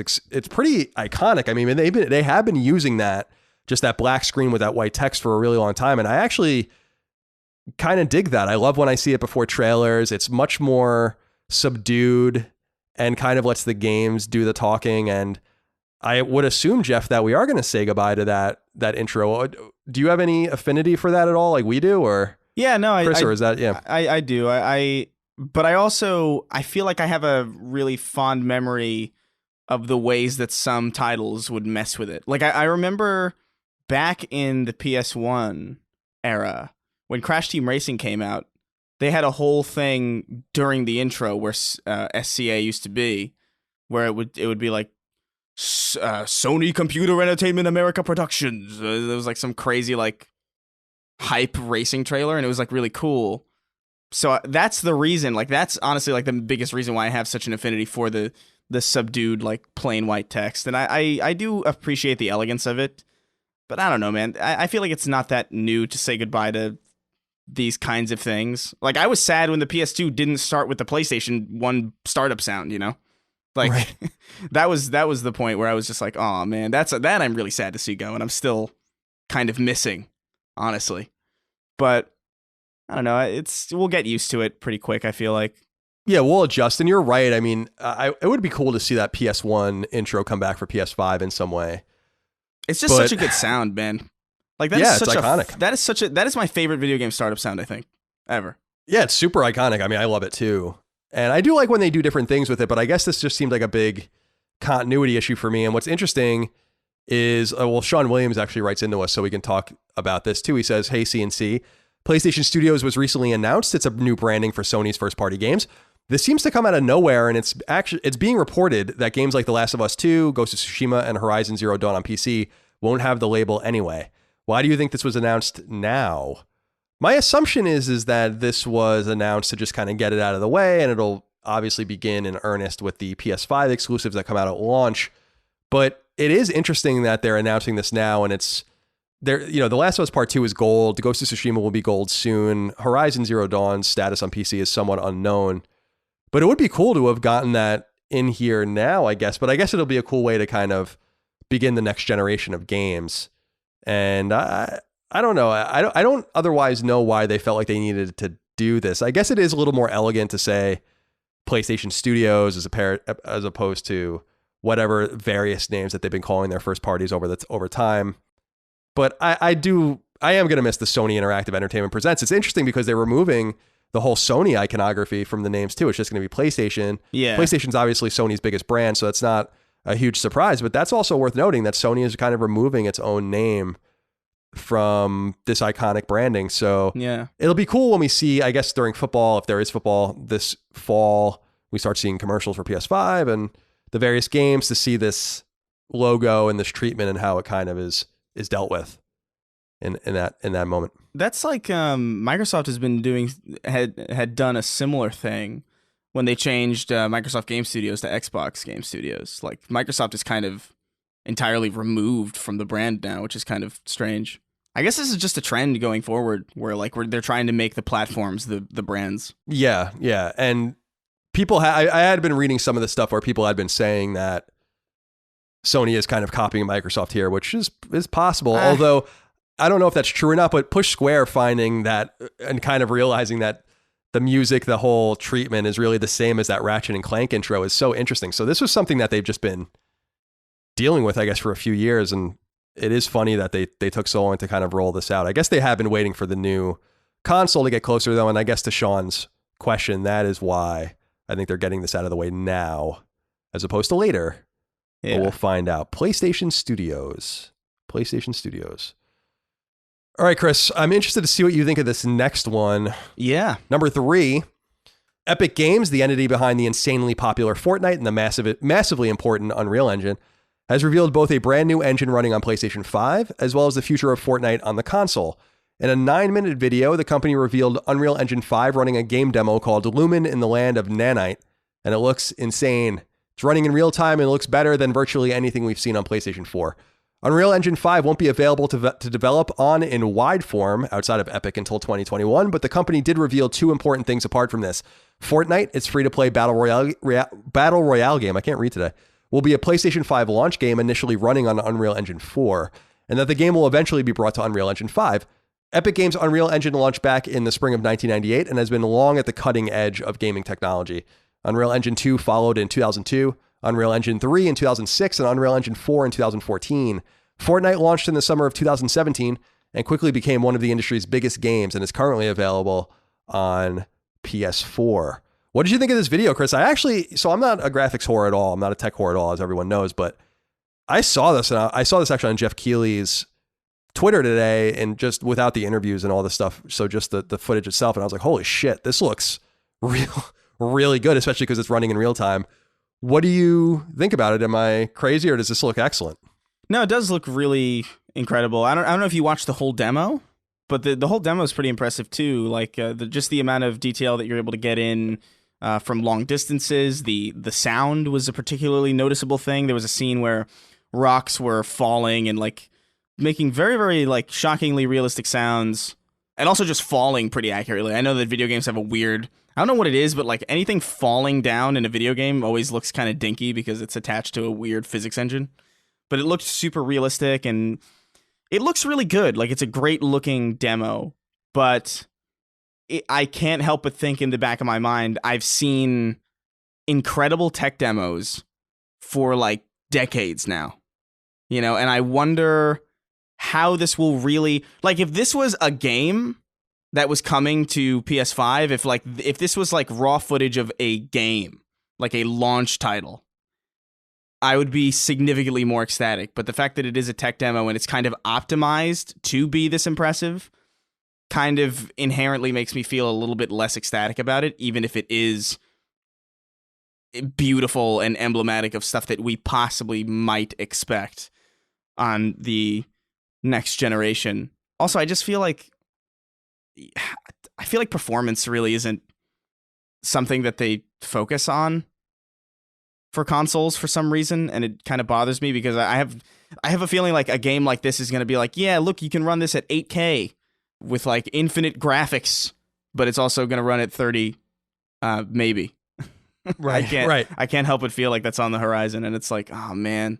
Yeah, there's all these concessions because I don't know, we might talk about this later, so I don't want to get into too much detail. Do we talk about this later? I think we might. Yeah, we do. So I'm not even going to bring it up. It's basically about Assassin's Creed specifically on Xbox One. They were talking about it, but I think it'll be on PS4 as well, just the frame rate issue. But we'll get into that when we talk about the various inquiries we talk about at the end of the show. But yeah, I'm with you. There's obviously going to be concessions with this, and as many people have pointed out, and it's kind of hard to remember this stuff unless you have like a running tally of everything that's going on, but we do get like engine reveals like this at the beginning of, or in the kind of the shadow of new generations, and they always look amazing. Square Enix has done them, and others, Ubisoft. So yeah, it's hard to get too excited about this, but Unreal Engine is so important that it's hard to look at something like this and be like, it really was the first moment I was like, yeah, this kind of looks and feels different for the first time. Yeah, we haven't seen too much out of the next gen yet, but in my mind, even after watching the Xbox event with some of those games that look really good, I was still like, some of this, it looks great, it looks fun, but it doesn't look that enhanced. But this did look different. Mm-hmm. And yeah, I don't know, it just was really appealing from that perspective. When I woke up and saw it, I was pretty excited to do so. And it got a lot of good buzz. I saw PlayStation trending and all of that. So people seem pretty excited about it. It seems like it's getting some good buzz on the various fan sites for PlayStation and on YouTube. So we'll have to wait. Unreal Engine 4, that's what Days Gone was running on. Otherwise, Sony doesn't really mess with these external engines. They use their proprietary stuff. I'll be interested to see if they embrace this engine internally, because obviously Sony Ben built Days Gone on Unreal 4 because internal engines that they were using weren't able to run, I guess, all the many zombies on screen at once. So Unreal has its own advantages, and they also have a really fortuitous licensing system. So I think I saw that they'll actually forgive the first $1 million of profit or something like that, which is pretty remarkable. Epic just is really throwing around its money. It's big dick money right now from Fortnite. Yeah, for sure. Their engine has always been very, very open and very, very accessible. Like I was messing around with Unreal Engine like I think 7 years ago now, and it's a really good tool. Especially now, I can only imagine that it's like infinitely better than it was back then. But yeah, I don't know, man. It does look gorgeous. I don't want to like take away from how impressive it looks, because it really is like from a graphical standpoint, it really was the first thing that I saw that was like, oh, okay, well maybe graphics can get better. And I'm sure, like, I guess in my head, I always knew that, but it's another thing to see it. But we'll see, man. I'm really curious as to how this manifests in the hands of developers who are, making a 20-hour game versus, a studio putting a lot of polish into a 17-minute tech demo, Sure. Yeah, it's definitely just the first sight of something new, and we'll hopefully learn more. We have a few inquiries here that I think will allow us to explore this topic further. Max Dexter Smith wrote into us. That sounds like a made-up name. He says, "Good day, CNC. Hope you lads are staying safe over in the US. My question relates to the reveal of the Unreal Engine 5, but more specifically, why wasn't Sony more involved in it? Up to this point, there has been little official talk about the PS5, especially for a console supposedly releasing this year. I would have thought that the first real gameplay look at the console would come through the Sony brand. Instead, I found myself watching an otherwise lackluster GameSpot live stream. Obviously, Epic has every right to market its product, but I believe Sony has really missed an opportunity to blow everybody away instead of taking the cautious route that they've done so far with the PS5. I'm keen to know your thoughts, and thanks for making whatever day you release on now great. Thank you, Max, for your inquiry. Hope you're staying safe as well." So it seemed to me, Chris, I couldn't read too much into this because I don't think they posted this on PlayStation blog. So I don't know how involved Sony was, but they did specifically mark this on social media and on YouTube as a game running on PlayStation 5. Yeah. As far as I know. So it's pretty involved, in my opinion. Yeah, it seems like that's the case. Like they didn't say like next gen or just because they really could have positioned this as just Unreal Engine or next gen Unreal Engine or PS5 and Xbox Series X, but they didn't say that. And so it seems like Sony might be involved in some way on this, especially because they also revealed that the game's coming to PS5. So it was a little surprising not to see, to Max's point, it wasn't showcased on the PlayStation blog. I'm going to go look when I'm done talking here just to make sure that nothing's been updated, but it is a little strange that Sony didn't seem more overtly involved in this, but the inclusion of the name, anyone can say we're working on PlayStation 5, but it doesn't seem like Epic is really a company that's going to just shit something like that out without Sony knowing more about it. But what did you think? Do you think Sony should have been more involved or maybe showcased PS5 per se with first-party games more? Because it's important to note, Max, that Xbox has taken the same tact here. They showed Xbox One Series X games with third parties first, and not even Epic level third parties, but Deep Silver level third parties and Bloober Team level third parties. So it's not like they're really showing off the console in any major way either. I mean, we have seen Assassin's Creed, Valhalla. I keep wanting to call it Ragnarok. Yeah, well, that was the rumored name, or maybe like the test name before it blew up. Right, that's maybe why. I was going to say I'm getting my Viking terms mixed up, but so what do you think? Should Sony have been more involved? Should they really have been waiting to showcase their first parties first? Because I think that's what everyone's waiting for. So from my perspective, you actually probably want to do that last as opposed to first, especially because the games running internally on Decima or whatever probably should look even better than this. But especially because the first party is that now PlayStation Studios have had access to the tech way longer. So I don't know that it's really that unusual, but what do you think? No, I think they were just as involved as they needed to be. I thought it was an appropriate level of involvement. It wasn't like a huge PlayStation blowout event. It was just like, hey, it was subtle. It was like, hey, here's, by the way, this is what stuff can look like running in real time in engine. And I think that's fine. Like, I don't think I needed any more involvement. Like, I didn't need any like Sony exec on there being like, it's me, Sony. It's me. Like, I don't think I need that really from an engine reveal like this. Yeah, I feel like this is probably the right way to go around it. At the very least, it's pretty equivalent to what Xbox is doing. I would say that just the inclusion of PS5 again and Unreal Engine being such a iconic piece of engine technology going back to the late 90s being involved. This is actually a bigger deal than anything Microsoft has shown off so far on its console, including Assassin's Creed. So especially because people seem a little jaded with Assassin's Creed. I want to save that for later in the episode because I do want to talk about that more. But I don't know, Max. I think that it's an interesting question. I think it's a legitimate thing to ask when you're talking about marketing these consoles. But I don't know. I'm not that surprised that Sony is waiting. And again, the rumor is early June for a PlayStation 5 reveal. So maybe we'll see more Unreal Engine 5 stuff. Maybe we'll even learn about a licensing deal because it seems like, again, I was surprised, and we've talked about this on the show a long time ago, but I was surprised that Days Gone was running on Unreal Engine 4 just because they have to pay licensing fees to do that. I'm sure they got a special deal as opposed to using Decima, which is free. So they keep all of the money.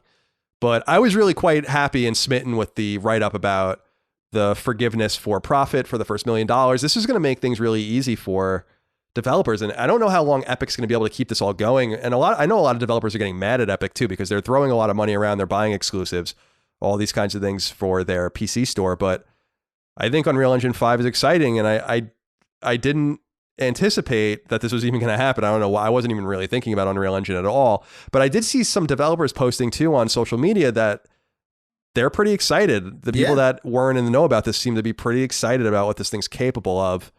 I guess, well, I don't guess. I know that they look at this and they can see and understand a lot more than I can about it. Yeah, no, it is impressive, and I'm glad this exists, because it's opened my eyes in a different way. Where it's like I was previously like, maybe games don't really need to look that much better, and it's like, oh well, if they can look like this, that's pretty.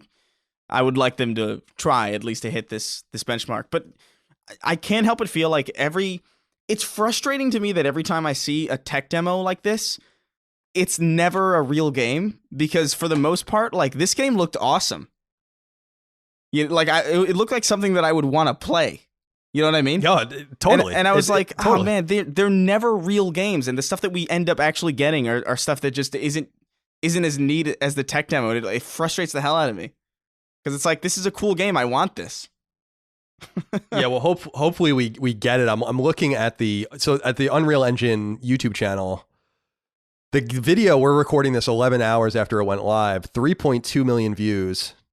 And it is called Unreal Engine 5 Revealed Next Gen Real-Time Demo Running on PlayStation 5. So that's what it's called. So to Max's question, yeah, seems like they're maybe a little more involved than you would expect, because it doesn't say just next gen or Xbox isn't included. All these little weird deals go on behind the scenes. Yeah. James Kinslow III wrote into us, Chris, and he said, "Hello, CNC.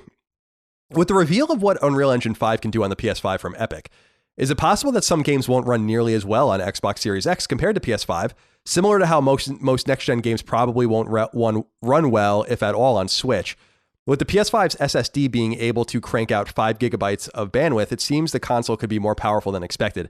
Epic CEO and founder Tim Sweeney said that the PS5 storage architecture is far beyond, quote, the best solution you can buy on PC today, end quote, as I read on IGN. What are your thoughts on this?" So I read this too, and I don't presume. So let me back up. Remember when we watched the Digital Foundry video and we talked about it, about the Mark Cerny Power Hour, as I like to call it? Yeah. All about the PlayStation 5 and its architecture. They were saying, and again, a lot of this stuff is above my head because I'm just such a Luddite with this shit, but like, they were saying that you can't judge the hardware based only on like teraflops, and it's like a really deceiving way to look at what a console can do, and that the SSD was like kind of this special sauce that one had and the other didn't.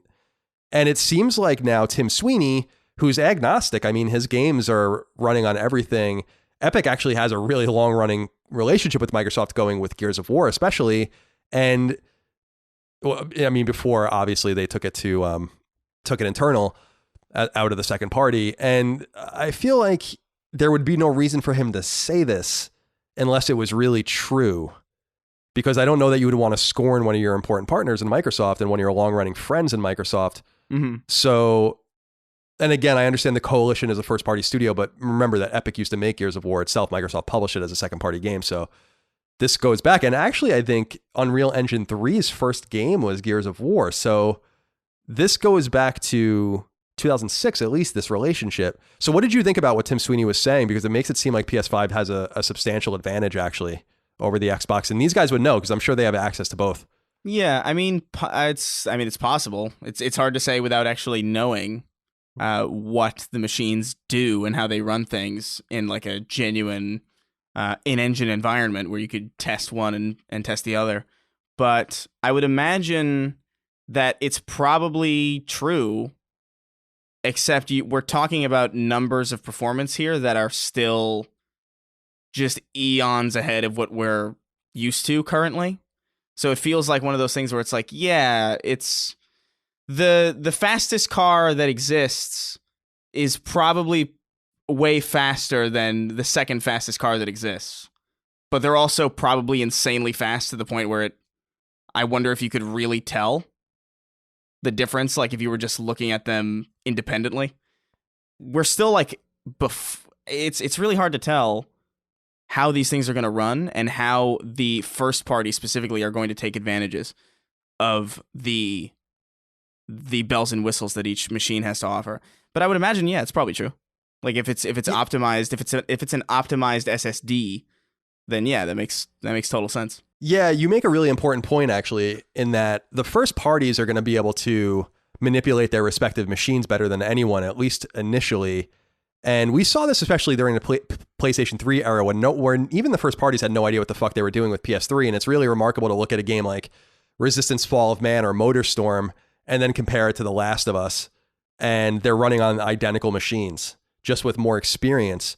Now that with the x86 architecture and all of this and first parties being clued in a little bit earlier and having a little bit more help and proprietary engines and all this, I think it'll probably be about who can just take better advantage of what they're doing, because even when we talk about Switch's underpowered nature, you still look at games like Breath of the Wild and you're like, wow, this is staggeringly beautiful. Yeah. And so it's just about being able to manipulate the machines that you have. So you make a really important point that the first parties will kind of lead the way, but we also have to understand that these guys are going to market these things in ways that are, I don't want to say deceptive, but certainly advantageous to what they're trying to do. So Microsoft is going to obviously play up their teraflop advantage and pure processing power, and Sony is going to play up the SSD and the seamless loads and all of the data streaming that they're going to be able to do on their console. And then we'll see how people take advantage of it. And maybe the best source will be, if and when people can talk about this more openly, is when we hear from third parties that are developing games for both, because then we'll be able to understand what was easier, what was more powerful, what was more technical, and then we'll have to rely on people, just like we did at the launch of this generation of consoles in 2013, to talk about Killzone Shadowfall's running at this resolution and this frame rate, Rise Son of Rome is running at this resolution and this frame rate, here's how we're doing all of this stuff. So I don't think we have all the information we need yet either. And I think it's going to have to come from agnostic sources. Yeah. But also we have to keep in mind that Sony is like really, really good with hardware as well.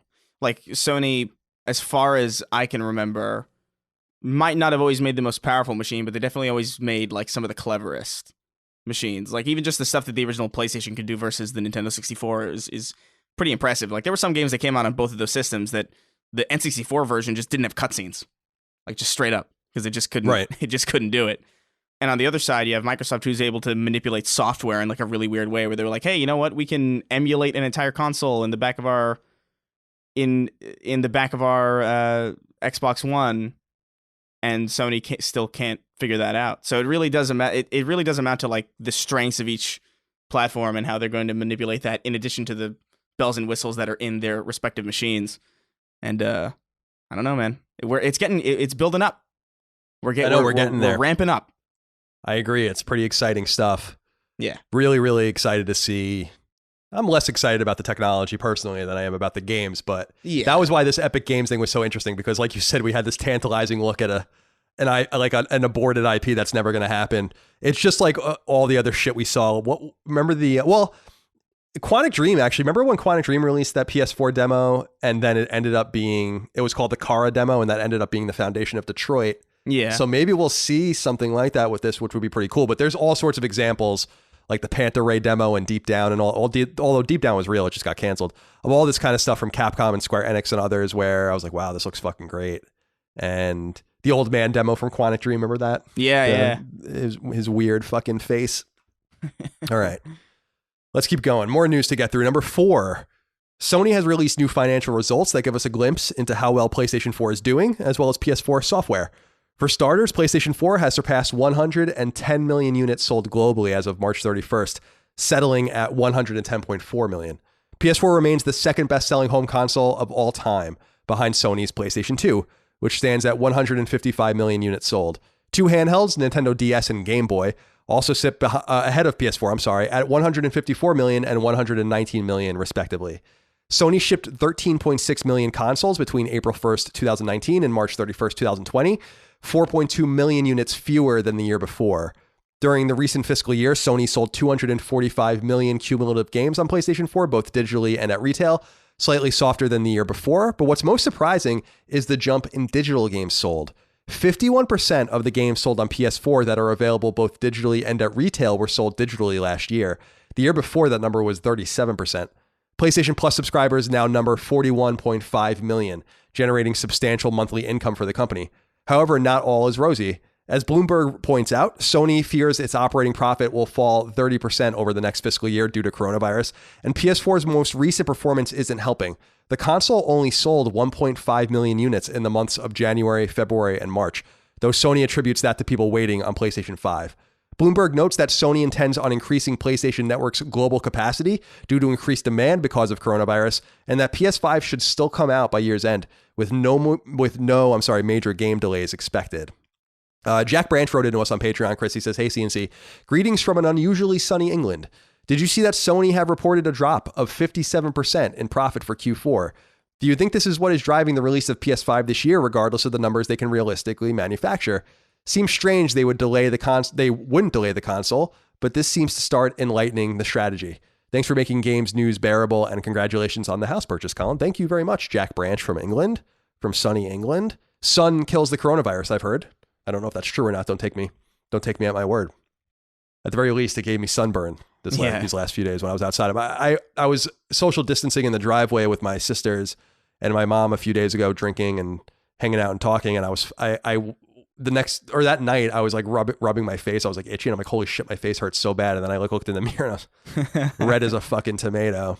So you got to be careful out there, especially if you are not sun inclined like I am. Although I should be. I am Italian, and I have that olive skin. Anyway, we're getting off topic. Chris, what do you think of these numbers? The big number that sticks out to me, obviously beyond the 110 million units sold, which is awesome, there are two other numbers that stick out. Only 1.5 million units sold.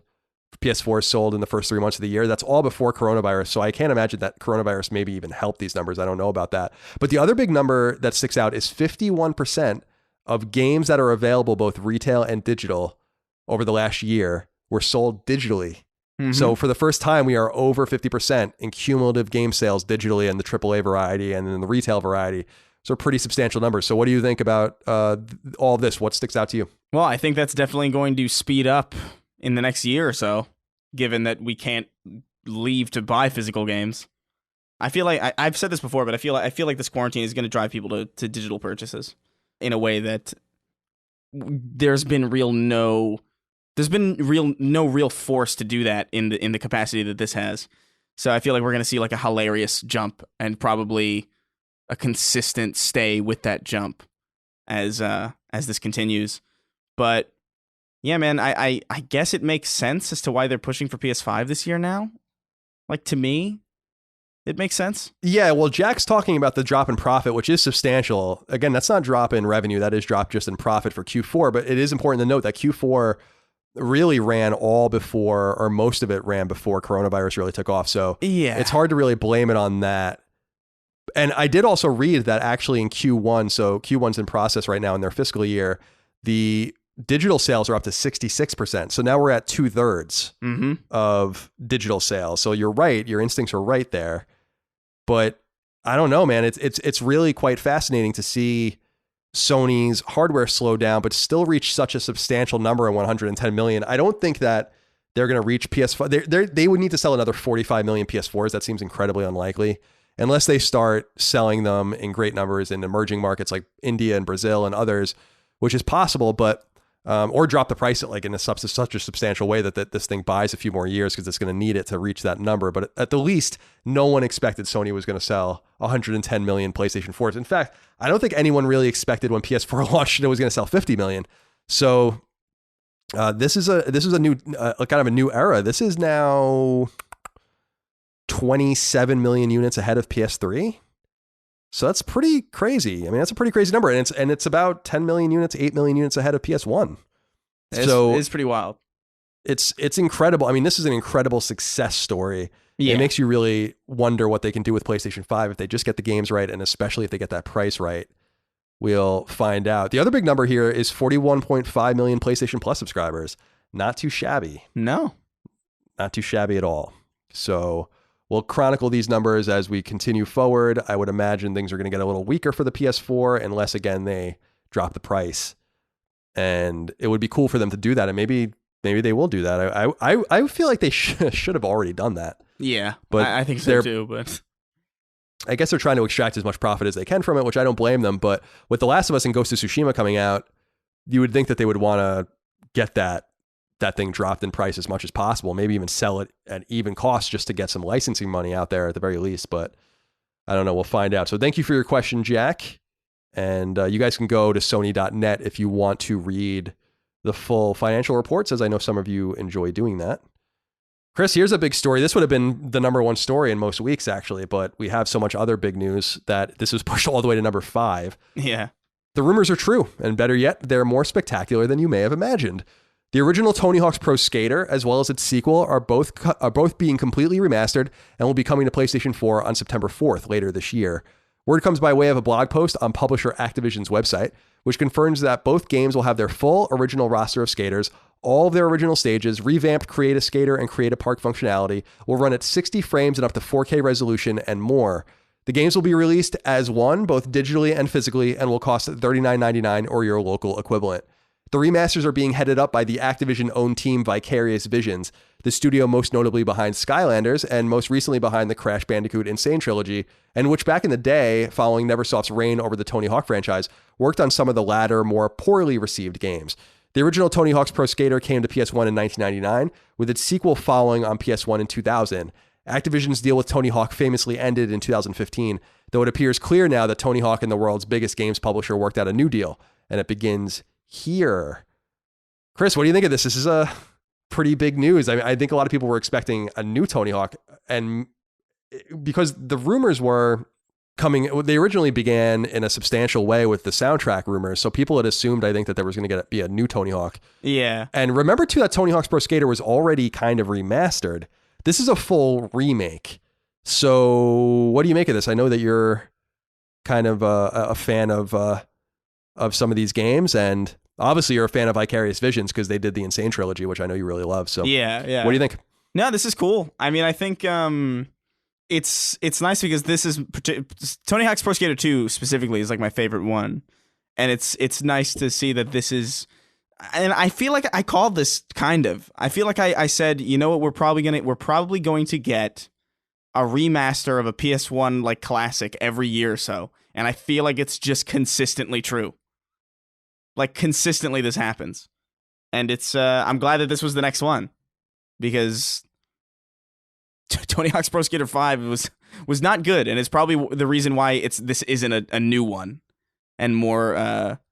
That's probably the reason why this is a remaster. Yeah, well, Tony Hawk's Pro Skater 5 was a complete abortion, as everyone knows. And yeah. The reason that game was so bad, I think, was widely rumored to be because the IP was running out and they needed to get it out, or they were going to have it lapse and they were going to lose the rights to the game. So not that excuses Activision. And obviously, with Vicarious Visions, again, their work on Skylanders, I mean, Toys for Bob was really the lead developer on Skylanders, but they did work on all of those games, whether on the ports or the iOS versions, whatever the case might be. And they did like the Guitar Hero iOS version. But Crash Insane trilogy was awesome. I think a lot of people really were, I mean, I certainly was taken aback by it. I was like, I didn't expect that this was going to be this good. They're not really my kinds of games. I'm not really like super into them, but I think everyone can kind of agree that the remakes were really well done. So I think that this is in pretty good hands with Vicarious Visions, even though they have that mixed sort of lineage with Tony Hawk back in the day. Although, again, some of those Tony Hawk games were like the ports of those games too. So I think like American Skateland, that was like the Game Boy Advance version. Oh yeah, American Wasteland, I remember that one. And then they had Underground, I think. What was it? Yeah, Underground and Downhill Jam, like all these handheld versions. So they've never really gotten to lead their own stuff. They did do Marvel Ultimate Alliance 2 in 2009, and they did a bunch of Guitar Hero games and stuff and ports of that. And I think they worked on Destiny 2 as well. Mm-hmm, yeah. But so we'll see how it all works out for them. But we do have some inquiries from Patreon. Bart Jacasa wrote into us and said, "Hey, CNC, hope you are two are well. My question revolves around the Tony Hawk Pro Skater remaster. Since the series has had a long history of guest skaters like Spider-Man, Shrek, and even the Neversoft eyeball logo, which guest skater do you want to see in the new Tony Hawk game? Fans have already noticed Crash Bandicoot iconography spray painted in the level, so I think Crash or Crash Suit Guy would be a great choice. Maybe even Spyro too, since he actually skateboarded it in the third Spyro game.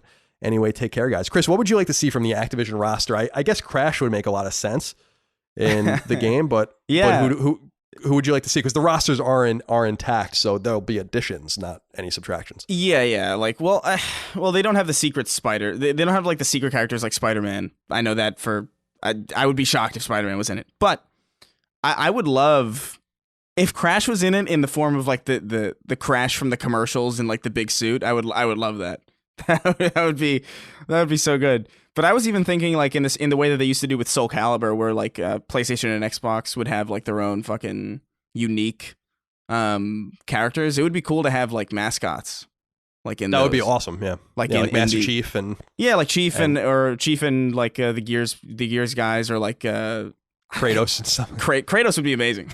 Watching Kratos shred on a grind down a 50-yard railing would be amazing.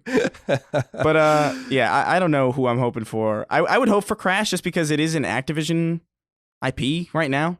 I imagine any Activision character is a pretty safe bet because it'd be probably like the most easy to import and hash out the rights for. Yeah, Crash and Spyro are in their family, so they can do that with very little problem. Spider-Man would actually be pretty interesting because you're right. They obviously don't have rights to that, but Sony obviously has that relationship set up through Insomniac with Marvel. So it actually would be pretty cool to have Spider-Man in the game on the PS4 version, which would be, I think, unlikely, but pretty cool nonetheless. Neversoft doesn't exist anymore, although the eyeball logo being in there, because they've been folded into Infinity Ward, as everyone knows, but the eyeball logo would be pretty cool to see that come back just for a little heritage throwback. Yeah. But yeah, it would be cool to see like Nathan Drake or Kratos or Ellie or someone like that Ellie would actually be a pretty cool inclusion there, or Joel, someone like that from the new games, or whatever the guy's name is, Jin, right? I think that's his name from Ghost of Tsushima. That's unlikely, but yeah, I think Kratos would be the one I would want to see the most just because that would be hysterical. Connor. Yeah, Connor. Every time he falls, he dies. Oh my god, that would be fucking hysterical if they put Connor in there. Nathaniel Mikowski wrote in and said, "Hey CNC, with the announcement of Tony Hawk's Pro Skater 1 and 2 getting a remaster, do you think EA will think harder about making Skate 4? The Tony Hawk Pro Skater remaster is getting lots of positive buzz on social media, so it seems like the demand is there, but like normal social media doesn't always agree with the silent majority. Certainly if the sales numbers are good for Tony Hawk's Pro Skater, EA will have to at least consider doing something with the IP, won't they? Thanks for all the entertainment you provide and keep up the great work." Thank you, Nathaniel. So I did notice that at least for a little while, Skate 4 was actually trending. Yeah. Alongside this announcement, which I'm sure was not ideal for Activision, but certainly something EA should pay attention to. I was never a huge fan of Skate because it was a little too hard for me. It was like a little too on the sticks and a little too realistic. Yeah, it was a little bit more of like a sim. Right. Definitely. It reminded me, remember the game, so when Tony Hawk was big on the PS1 era, they released that game Thrasher. That was like the competitor. Oh, I don't remember based that on the magazine. There was like a Thrasher game, and it was kind of similar where some people liked it, but it was like too technical for me to play. Like I didn't really. Yeah. I don't really want anything. I want something that's like sticky and magnetic. Yeah, yeah. Me too. I don't need anything like. Yeah. So would you want to see Skate come back? I'm a little surprised EA hasn't gone back to the well. It seems like they made Mirror's Edge and shit like that again, and they didn't make Skate again. It is a little peculiar. I almost feel like it's inevitable that they're going to make a Skate game again, but it has been a while since Skate came out. Yeah. I mean, I'm not a huge fan of Skate outside of I remember that game was like big back in the day. Specifically, I think Skate and Skate 3 were really huge on the internet and on YouTube because they were so easily memeable because they had like some of the most entertaining ragdoll physics of any game. I think I would spend like an unnecessary amount of time watching like Skate compilations. So if nothing, just for that, I would like to see them do it again. But there's no doubt in my mind that this kind of release of a skateboarding game in 2020, low cost relative to like a brand new IP, a remaster of a game that's already made. So a lot of the design work is kind of already done for you. There's no doubt in my mind that this is a safe way for them to kind of gauge real world interest in a game like Skate and whether or not resources should be pooled towards something like that. Because if this sells way more than they expect it to, then that means there's a market that's not being satiated, that is hungry for new content, that would definitely be interested in a Skate game. Yeah, it's important to remember that. I mean, so Skate 3 came out a long time ago. It's 10 years old now. It came out in 2010. And the studio that was involved with Skate was a EA team called Black Box, as people will remember, which has been defunct for like 7 years. So I don't know if Sony even has the talent to make this game. And I'm not saying like the talent level, I'm saying like the talent appropriate to make this game, because obviously Black Box was working on Need for Speed for a long time and also the Skate series. So they don't have any internal or any internal studios. Actually, EA seems to have not many internal studios at all anymore, but EA needs to find the appropriate team to make the game, and that might be a big problem. I think it would be wise, just like with Activision with Tony Hawk, maybe they should go back and remaster Skate 3 and see how people like it, and farm that out to someone, and then see where you go from there. See if it's received well, see what people's feedback is. The game's 10 years old. I think people might be looking at it a little bit rosy. Yeah. And we're going to find out how rosy the view is on Tony Hawk's Pro Skater now that this game is going to come out this summer, or in September. But I feel like, much like Crash Bandicoot and Spyro, and how they remastered or remade those games and how good they were, I feel like we're going to find out the same thing is true with Tony Hawk's Pro Skater. I still remember getting the original Tony Hawk's Pro Skater when I was in 10th grade in 1999 for Christmas. I was fucking obsessed with it. I was completely obsessed with it. So I'm really, really excited. It's such a fun fuck around game. Like, it really is it's weirdly relaxing, that game. I agree. It's awesome. I love finding the skate videos and the parks and making your own parks and all the different skaters and the strengths and weaknesses of everyone and the different decks. They have a pretty cool collector's edition too, that comes with like a deck and stuff like that, which I think is pretty neat. So there's some cool things that they're going to explore.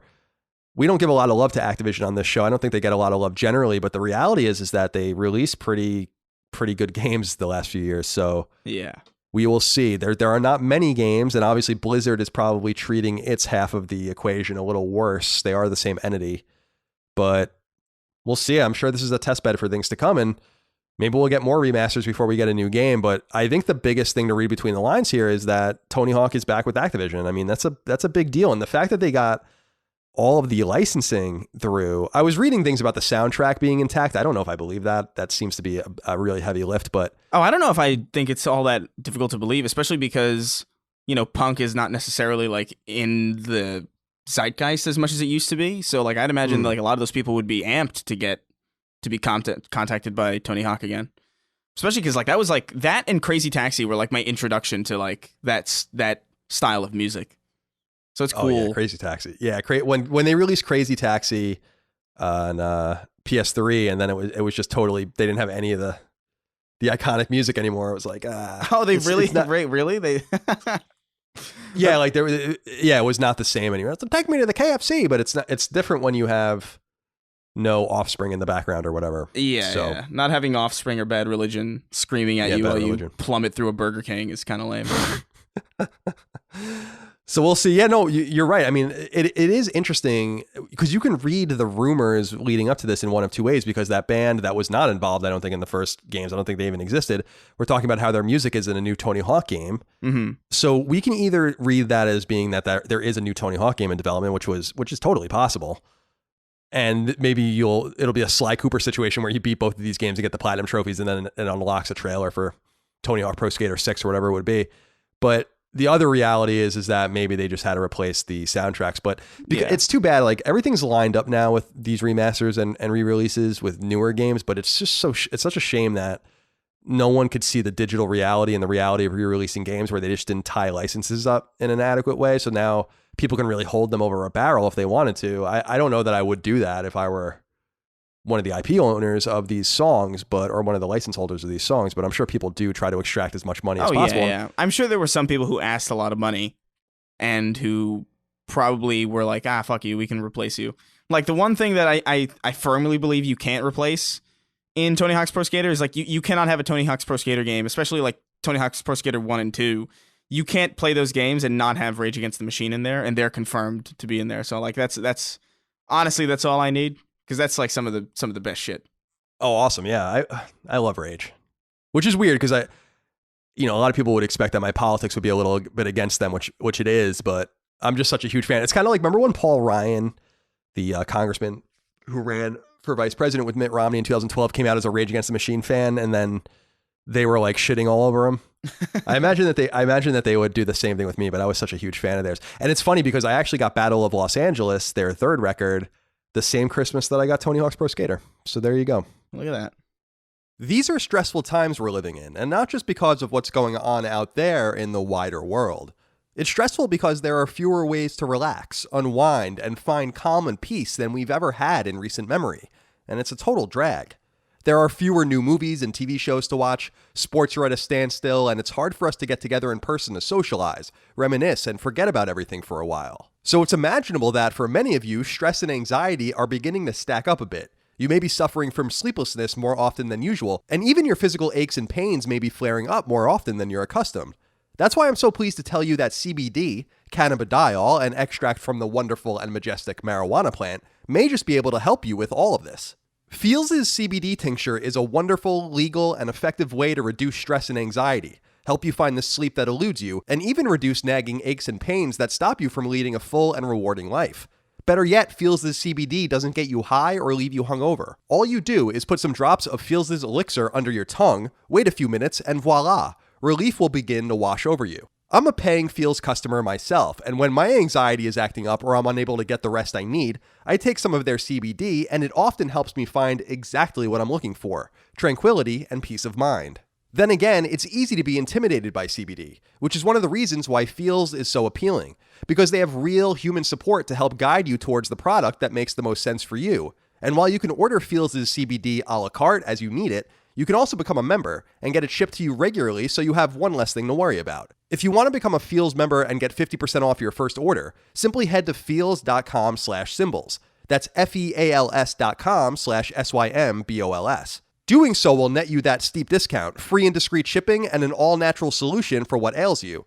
Again, to try Feels for yourself, become a member and get 50% off your first order at feals.com/symbols. Discover the wonders of CBD, my friends. Whether you're anxious, having trouble sleeping, or dealing with aches and pains, Feels CBD really works.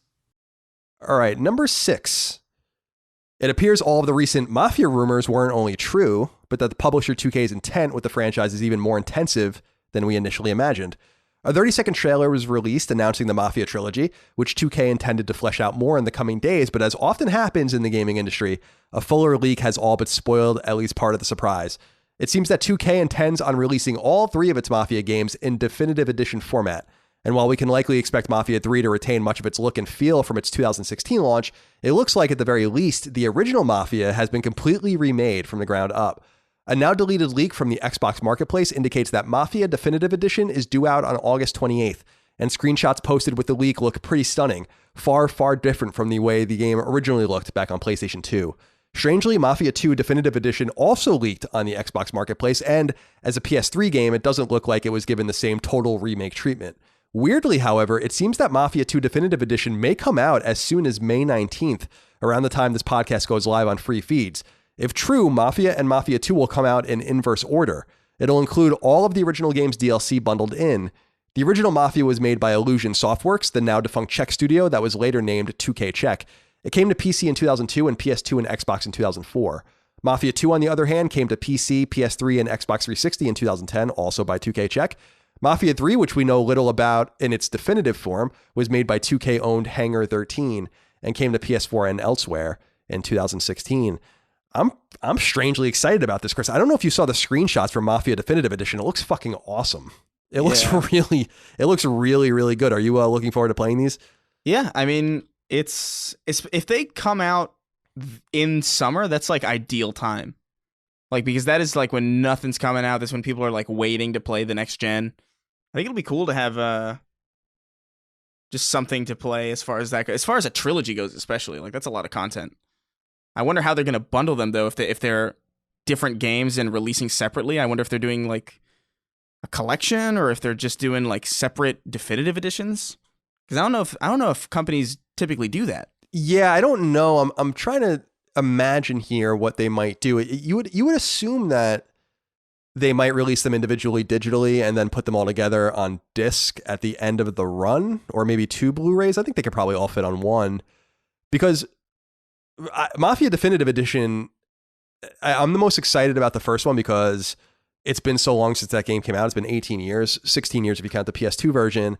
And it looks like they rebuilt it. I mean, it looks like it is a totally new game. It looks awesome. Mafia 2, I actually really liked. It did feel, we've talked about this in the past, but it really feels a little empty to me. I would have loved to see it get the same treatment. I think it's weird. The May 19th release date, I think, is probably true. We'll find out next week when we record, but I feel like releasing them out of order is a little weird. And I don't know what they're going to do with Mafia 3. It's not even that old. It's 3.5 years old. I know that the definitive edition means they'll put all the DLC together and stuff, but it seems a little strange to re-release that game already. Yeah. But Mafia 3 is fucking cool as hell. I never actually beat it because I got so obsessed with doing all these little things in it. But I love the story. I love the protagonist, the idea of a Vietnam vet and he's black, and it's a lot about racism and that tension in the South. It was a pretty cool game. And Mafia 2 was cool too. It just seemed a little half-baked. But the original Mafia was a pretty iconic game. And it'll be cool to see those games come back. So Microsoft leaked them. They ruined 2K's surprise, which is unfortunate for them. But all of the rumors were indeed true. And we knew that Mafia 2, I guess it makes sense, Mafia 2 Definitive Edition, its release being more imminent because it's been rated on pretty much every classification board at this point, from Brazil, Korea, ESRB, I think. So we'll keep an eye out for that. I'll definitely play through Mafia 2 again. Definitely. Yeah. No doubt about it. I love it. All right. Number 7. Sony has quietly revealed the new release date for Iron Man VR, which is a PSVR exclusive that was initially due out in June and which was delayed alongside The Last of Us Part 2 because of coronavirus. We've since gotten new updates on The Last of Us's release date, as well as a bump date for Ghost of Tsushima, but Iron Man VR was the odd man out until now. The official PlayStation Twitter account revealed that the game will come out on July 3rd, squished in between Naughty Dog's and Sucker Punch's AAA exclusives. Oh my God. Iron Man VR is a second-party game being published by Sony and is under development at Camouflage, the external studio best known for the episodic stealth game Republic. Man, you couldn't give a shit less about this game if you release it on July 3rd. Horrible release date. That is honestly insane. It also didn't get a PlayStation blog post. This was literally just shit out on a Twitter account. Fuck, like there's man. not even anything. I don't know. I feel bad for Camouflage. I'm sure they got their money, so I don't think they give a shit. But it is a shame that this game is just getting pooped out, and it's being pincered in between The Last of Us and Ghost of Tsushima. This is some Titanfall shit. Oh, definitely. There's no doubt about it. I mean, with the exception of this game is going to sell 50,000 copies. Yeah. So it's if that probably it's a shame. I'll be interested to see how it is, but I feel bad for the game and the people that worked on it because they're just at the whims of this first party that just doesn't really seem to give a shit about them.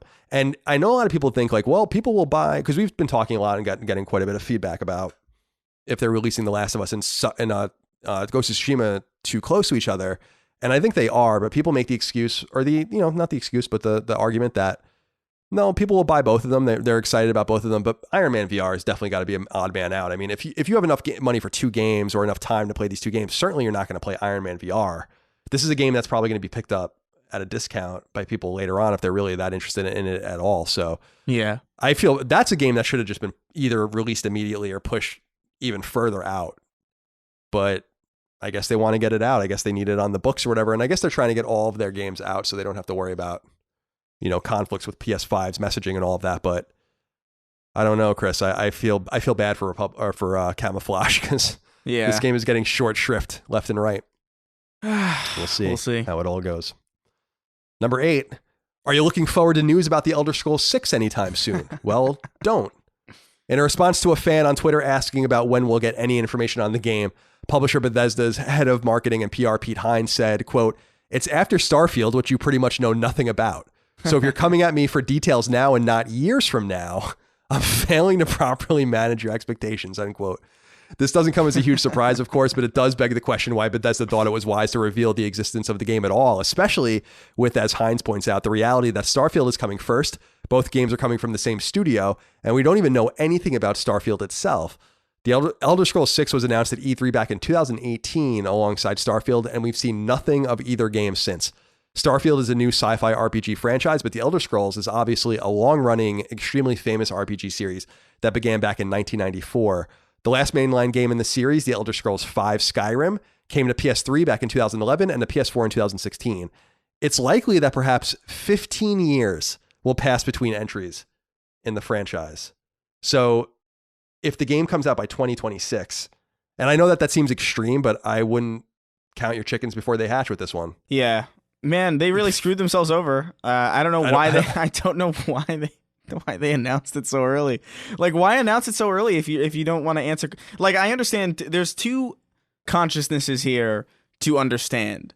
I understand that if you are Bethesda and you've been fairly clear, I think, that Starfield is coming first, Elder Scrolls is coming later, why the hell would you ask about something like that if you know that the thing that is most imminent is still way far away? And there's also the other consciousness where it's like, why did you show it? Why did you announce it if you didn't want to talk about it for 8 more years? It's so weird. I like his response though, honestly. Yeah, but what's weird, I like Pete Hines. He's a really nice guy. He's really smart. I've met him many times. He's always been nice to me. But that was his choice to do that. Yeah. I mean, he's the one that makes these decisions. He's the guy that makes the decisions.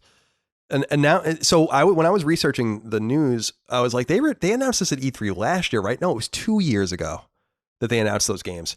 And then I remembered, because last year at E3, everyone was like, where the hell is Starfield? And where is Elder Scrolls 6? And I'm like, this is exactly, they're going to get this question every year now. When they sit down to talk about Dishonored, when they sit down to talk about the next Doom, whatever, everyone's going to ask them, so where's Elder Scrolls 6? Where's Elder Scrolls 6? And they did this to themselves. It was a stupid idea. Everyone knows that the game's coming at some point in the future. It takes away a lot of focus from Starfield as well, which we don't know anything about, but I'm sure it kind of sucks because I'm sure that they would have liked attention on that game first, and now everyone's kind of looking past it. And I don't know. I just think, first of all, I think the Elder Scrolls is kind of waning in importance in some way because so much has happened since that game came out in the industry. It was that, first of all, Skyrim came out 9 years ago. By the way. 2011. 9 years. Yeah. So I don't know, but Michael B wrote into us on Patreon. He says, "Hello, gentlefolk. My question is about the lack of hype around Starfield. Let's discount non-Bethesda Game Studios fans. If you didn't like Skyrim or Fallout, I understand, but all the Bethesda conversation seems to be focused on the next Elder Scrolls or Fallout. Even YouTube commentators always seem to mention Starfield as an aside. People got upset when they heard it was going to be years for Elder Scrolls updates, and all I could think is, what do they expect? Starfield is next. I love Bethesda games, ignoring Fallout 76, and the idea of Skyrim in space sounds awesome to me. Why is there a disconnect? Why doesn't this appeal to people? And what does this say about gamers actually wanting new IP? Thanks, guys." Chris, I think the answer to this, and I'll be interested to see what you think, is, like I said, a lot has happened since Skyrim came out. And I think Fallout 4 came out in 2015, was good, but it was a little disappointing to people. I think it felt a little static, and it felt really archaic next to a game like The Witcher 3, which was just a far better game and far better executed and way more interesting, I think, to most people. And so I think people have really waned in confidence on Bethesda, not as a publisher, but the Bethesda Game Studios, their native studio. I think people look at them and are like, well, and I think rightfully so, being like, I don't know if you really got it anymore. So my personal thing is, like, Fallout 4 felt like a relic when it came out, and it certainly feels like a relic now. And so I think people are waiting and asking themselves, like, well, why would we be excited about Starfield when all we know is that it's coming and who's making it? We have like a logo. And the last time you guys hyped up a game, it was a little disappointing and lackluster for us compared to some of the other contemporaries. And look what the last 5 years has done. I mean, we're going to get Cyberpunk soon. We just got Final Fantasy VII Remake. We have all these other open world role-playing games. And then we have action role-playing games like Horizon and whatever the case might be. And you got the Outer Worlds too. The Outer Worlds, from Obsidian, definitely. Yeah, that's playing in their space. I think in general, it's just a lack of confidence in the developer. But like, I do think that the Elder Scrolls is one of those things that people are not going to play the Elder Scrolls. Like, people, like, that is something that is going to grab, especially after Skyrim came out and everybody adored it. That game made me a fan of that series, and I was like, if when the Elder Scrolls 6 comes out, it's probably going to be archaic and broken, but I'm probably going to be excited to play it. There's more faith in Bethesda's IP than there is, or more faith in their existing IP, I should say, and their long-standing IP than them as a studio. So when you say, hey, we're making a new IP, it's Starfield, it's Skyrim, it's presumably Skyrim in space, because that's really all we can infer up to this point. That's cool and all, but I want to see Fallout. I want to see like a real Fallout, and I want to see like a real Elder Scrolls, because that's the stuff that I know that even if you guys can't necessarily deliver entirely on, at the very least, they are worlds and IP that have a certain level of charm that can carry the weight of it if you falter. And I don't know if Starfield has really given anybody a reason to feel like there's any level of charm or any level of tone or any level of, general finesse that they can expect from Starfield outside of just it's made by Bethesda. And that doesn't really cut it these days.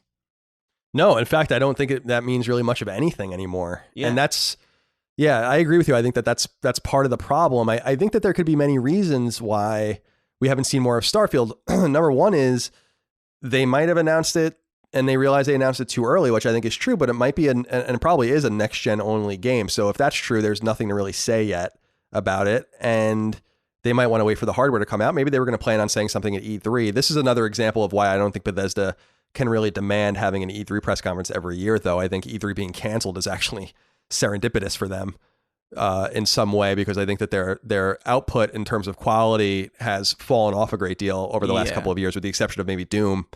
And the other thing that I can think of is that they might have seen the more stilted response to Fallout 4, along with some of the contemporaries games coming out in the third and first person RPG space or action RPG space.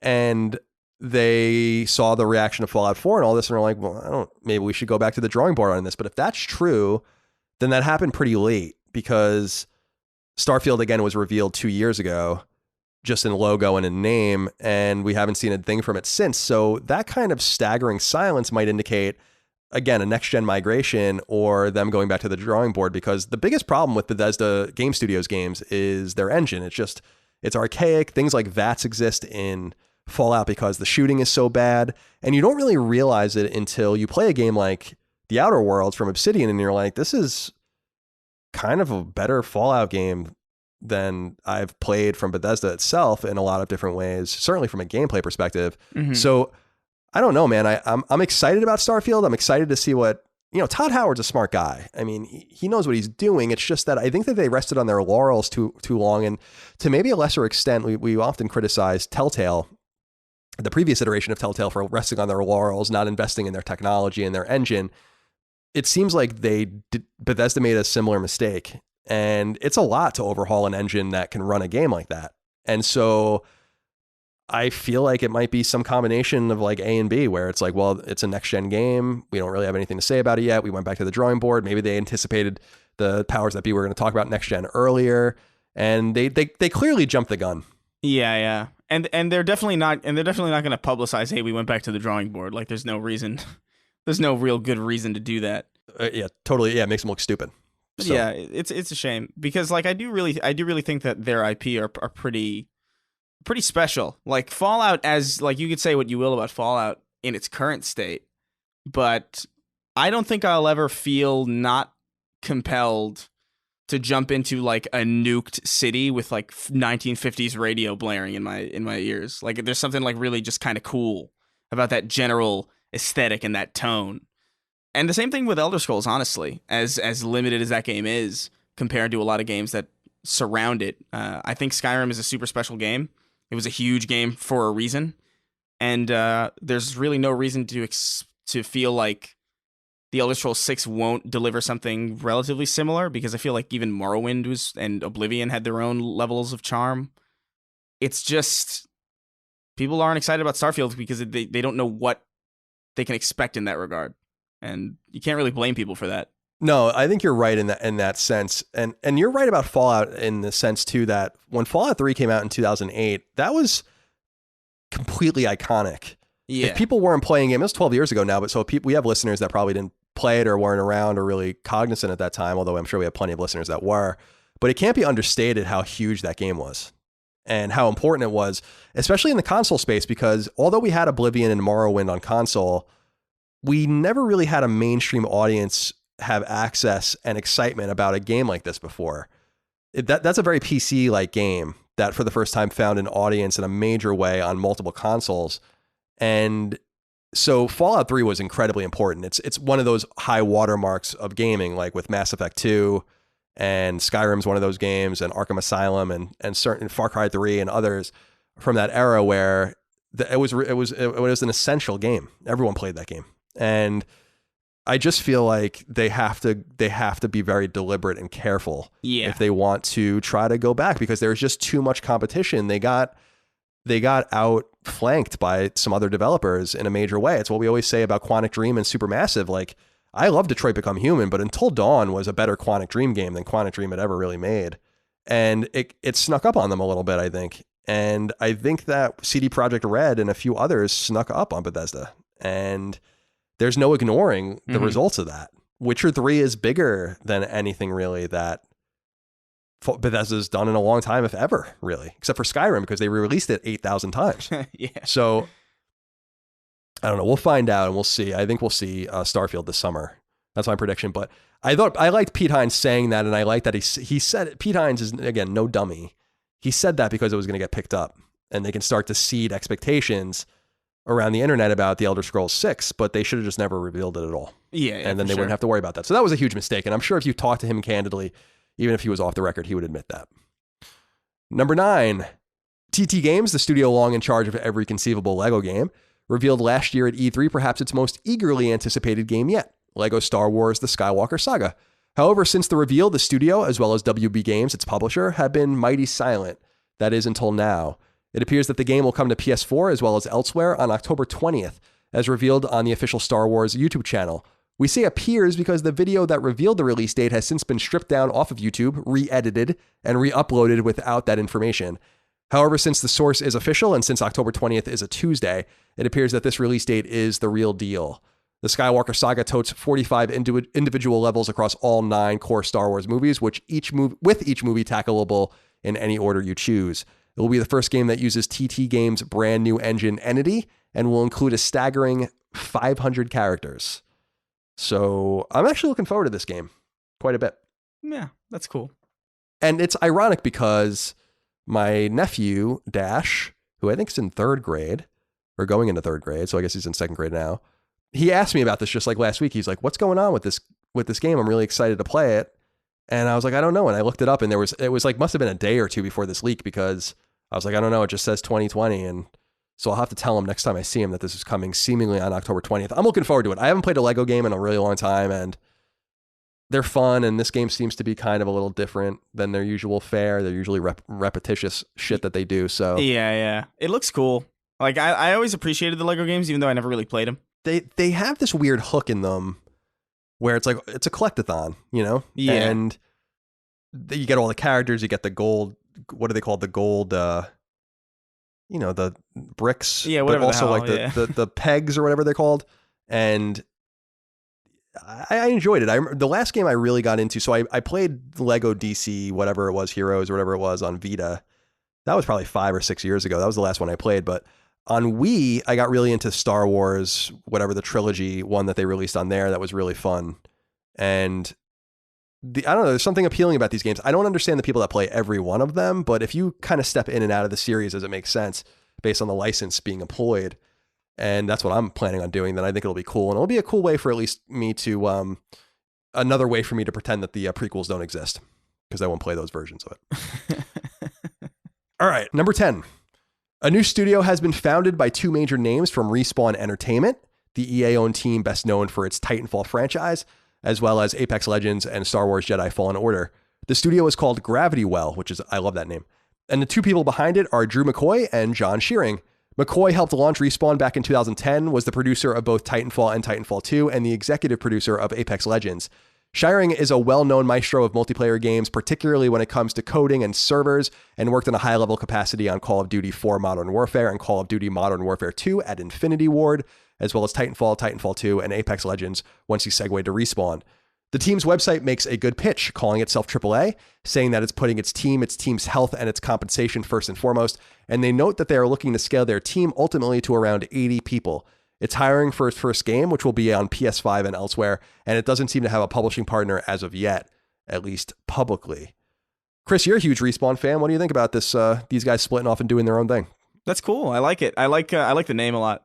Me too. I'm a huge fan of that name. Yeah, but I mean, obviously, this is like the early stages. I don't know, like what these individuals necessarily contributed to as far as like, you know, tangible, like what they did on those games, but. If they're coming out of Respawn Entertainment, that's pretty good talent in general. So whatever they do is probably going to be at least worth keeping an eye on, without a doubt. Yeah, I know Drew McCoy's name. I mean, executive producing Apex Legends is no small feat. The John Shearing, I didn't know, but I was reading up a little bit about him, and it seems like he's a netcode guru and all that kind of stuff. So it seems like they're going to make a multiplayer game. It seems like a weird time to found a studio, although I'm sure they didn't intend on this timing. And since they say that they're looking to scale up, my assumption is that they do have a publisher, but they're just not talking about it yet. Or at least they have a funding apparatus. They might self-publish for all we know, but it's not something I'm going to be too excited about because I'm sure it's going to be a multiplayer game. But right. Yeah, we'll see. Gravity Well, though, we'll keep an eye out for them. California-based studio, hiring now. You can go to their website. I think it's gravitywell.game. But you guys can just Google it if you're in the industry looking for a job. Maybe they will hire you.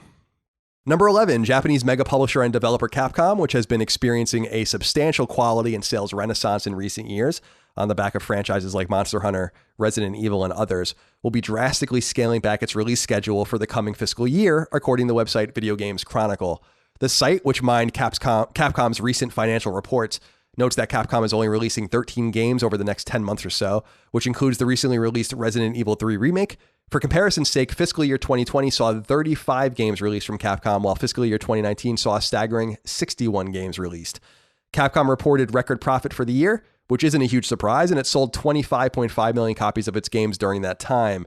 It anticipates even greater sales over the next year with only 12 more releases.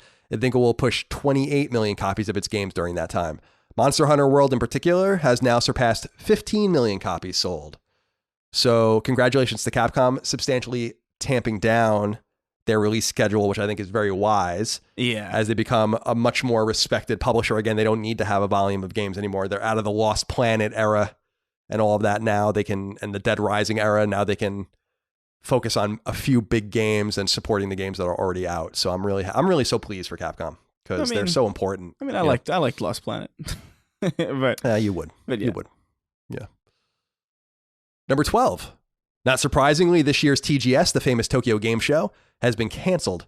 Due to occur in September, as always, the in-person TGS, which combines trade show with consumer show, was nixed due to coronavirus. However, like Germany's Gamescom, which typically happens in the summer and is also a trade show, consumer show hybrid, there will be an online so-called digital event instead, though the nature of it is yet to be known. Such news comes on the back of yet another digital event being revealed, this time by publisher Ubisoft, which plans to hold its so-called Ubisoft Forward event online on July 12th. The entity has little else to say right now, though it's safe to assume we'll see much more of Assassin's Creed Valhalla, new Tom Clancy stuff, maybe Far Cry 6, Watch Dogs 3, and more. Meanwhile, Bloomberg's tech journalist Takashi Mochizuki reported on Twitter that Square Enix won't be doing its planned digital event in or around June due to difficulty in getting assets together because of coronavirus. The company will instead reveal new games on a case-by-case basis. Chris, talk to me. Man, so many God-forsaken digital events now. You were right about this, I think. I really hate this. This is why I hated this, because it's just going to be like a constant influx of nonsense, and then it's just going to all blend together. It's like, was that in June or was that in February of 2006? I don't know, man. The fact that Tokyo Game Show was canceled isn't surprising. At this point, I feel like it's news if something happens. You know what I mean? Like it's like, what? Tokyo Game Show is still happening? Like, that would be jarring. It's totally unthinkable just because. So I've been to TGS twice and I've been to Gamescom twice too, as we talked about. And both of those shows just have so many people at them. Oh, yeah. Hundreds of thousands of people. So fish in a barrel, those things. Oh, my God. It would be awful. Like, it would at this. I would be surprised if these shows even happen next year, to be perfectly honest with you. But I don't know. I don't know how anyone's going to go back to these shows again. They made me feel disgusting in the pre-pandemic era, nonetheless, now. But it is a little disappointing because TGS is so interesting. Gamescom's not that interesting. TGS is a really interesting show because it's so different than anything we have here. And they show all sorts of weird games, and they have like a huge floor full of merchandise. And it's for people like me that like all this nerdy ass shit from like Spike Chunsoft and Capcom and Square Enix, it's like a perfect place to go. But yeah, not a huge surprise. Like you said, it'll be a bigger surprise when something actually happens again. But did want to report that. I am glad Square Enix is bailing out of their digital event because I can't take much more. I mean, you're absolutely right, though. We did have the one unifying factor of E3 was a reason for this not to happen. And that is an advantage to the whole run of show. I've been saying it, man. We didn't know what we had. I know you don't know what you have until it's gone. pave paradise and put up a parking lot. Yeah. All right. Number 13. Website Gamatsu report, and this is a wrap up. Website Gamatsu reports that Gunman Clive HD collection, which originally came to Wii U several years ago and more recently to Switch, is coming to PS4 on May 22nd. By the way, no platinum trophy in that, which is fucking nuts. Absolutely infuriating. That 2.5D action side-scroller Mechstermination Force is coming to PS4 on May 22nd. That construction game Bonkies is coming to PS4 this summer. That puzzle platformer Scully is coming to PS4 on August 4th. Now they're just saying names. Yeah. That monster catching game Nexomon Extinction is coming to PS4 this summer. And that strategy game Immortal Realms Vampire Wars is coming to PS4 on August 28th, excuse me. Website Push Square reports that action puzzle game Bubble Bobble 4 Friends is coming to PS4 this winter. Shout out to Bubble Bobble, great NES series. That multiplayer game Fall Guys is coming to PS4 this summer, and that Civilization 6 is getting a massive series of updates, DLC packs, and even a season pass on PS4, which will run into and perhaps even through 2021. And finally, Aspyr, the publisher of the upcoming re-release of N64 game Star Wars Episode 1 Racer, has announced a delay of the game, originally due to come out this week. Its delay is indefinite. So we'll wait to hear more on that. I'm actually looking forward to seeing what that's all about. It's been a long time since I played that game. High school. All right, Chris, tradition dictates that we get next into the new games that came out this past week. Tradition dictates you go first. By the way, the first game you're going to read was on last week's list, but I guess it got bumped a week. Yeah, that's what I thought when I was prepping. But all right, Emma, Lost in Memories comes to PS4. Emma, Lost in Memories is a 2D puzzle platformer game in which the platforms and walls start disappearing progressively as you touch them. Think, strategize, run, jump, and feel in a surreal and poetic world where everything fades away. Sounds uplifting. Yeah, it's great. Fault Milestone 1 comes to PS4. Fault is a series of science fantasy cinematic novels using a unique 3D camera system for a visually immersive reading experience. Follow Selphine, the bubbly princess, and her sharp-witted royal guardian Ratona on their journey of a lifetime back to their homeland. Of Rugzenade. Come on. Jesus. Yeah, what is that? It's Rughzenhaide. Rusenhide. Yeah, there you go. There you go. Yeah, I don't know. Maybe. Who fucking knows? Huntdown comes to PS4. In the mayhem-filled streets of the future, where criminal gangs rule and cops fear to tread, only the bounty hunters can free the city from the corrupt fist of felony, lay waste to the criminal underworld, and make a killing in this hard-boiled action comedy arcade shooter. Wow. All right. Not a bad write-up, I gotta say. Yeah, it's pretty good. Here we go. Ion Fury comes to PS4. Ion Fury laughs at the idea of mandatory checkpoints and straight paths through shooting galleries, but just because this is a true old-school first-person shooter doesn't mean we've ignored all the good new stuff the last 2 decades have brought.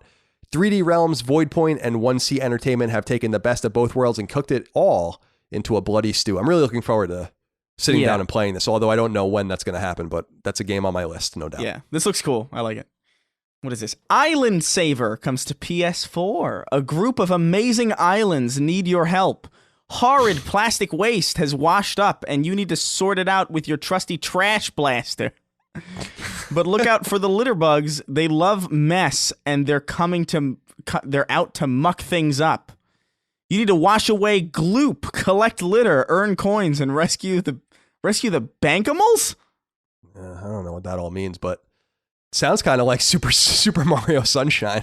Yeah, it sounds like Super Mario Sunshine. Wash away gloop, collect litter, and earn coins. Yeah, actually, yeah. I love that game, by the way.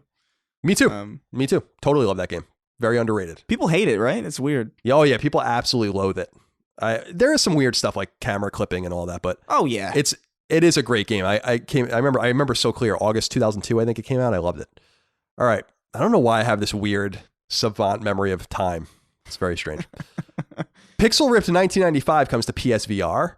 Pixel Ripped is back with a brand new nostalgia-fueled virtual reality game within a game, this time in the year 1995. To restore balance to multiple dimensions, our video game hero Dot recruits the help of the best gamer from 1995, an unassuming 9-year-old boy named David. Join this unlikely duo through challenging throwbacks to all your favorite classics from the late 16-bit and early 32-bit era of games inside a virtual reality world. Wow. Fuck you, David. The best gamer of 1995. What the hell? I know. Pong. What does that mean? Pong Quest comes to PS4. Pong Quest is a new take on the seminal arcade smash. Take control of a brave young paddle and traverse treacherous lands, each loosely based on various classic hits. In this uniquely Pong-themed dungeon-crawling RPG, dress up your paddle and equip special balls with unique abilities to battle aggressive foes in quests or online opponents. Pong Quest. All right. Patata Fairy Flower comes to PS4. The adventure platformer tells a story of a young witch exploring fairy forests to find herself and save her home. Join her quest now. Immerse yourself in a picture-perfect fantasy. Solve numerous puzzles, fight enemies, reveal all the secrets. And don't forget to save the world. Okay. Super Mega Baseball 3 comes to PS4. Super Mega Baseball 3 refines the series formula with the deepest on-field simulation yet. Comprehensive online and offline game modes, including a brand new franchise mode and vastly improved graphics. New content includes revamped UI, plus tons of new audio, team/character content, and stadiums with variable lighting conditions. Supposed to be pretty good, but you guys should look that up, but I think I saw that today, that it was supposed to be okay. Tacticool Champs comes to PS4. Tacticool Champs combines the best features of shooter and arcade game. That's what it says, arcade game. Where up to 4 players fight with each other in a closed arena. Quick matches, a wide variety of weapons, and unlimited ways to eliminate the opponents are waiting for you. Okay. Thy Sword comes to PS4 and PS Vita. Thy Sword is a retro-inspired hack-and-slash roguelike with procedural generated levels. Pick from different hero types like the Barbarian and Valkyrie to break the tyranny of the Dark Overlord. All right, so that's all the games this week. Obviously, Ion Fury, I think, is probably the biggest release, although those baseball-starved sports fans out there might want to check out Super Mega Baseball 3. Mm-hmm. Keep an eye out for it. Chris, tradition now dictates that we get into 6 question, comments, concerns, thoughts, and ideas from our audience submitted to us on Patreon. We appreciate that. Your support over on patreon.com/Colin's Last Stand allows us to continue to do this show.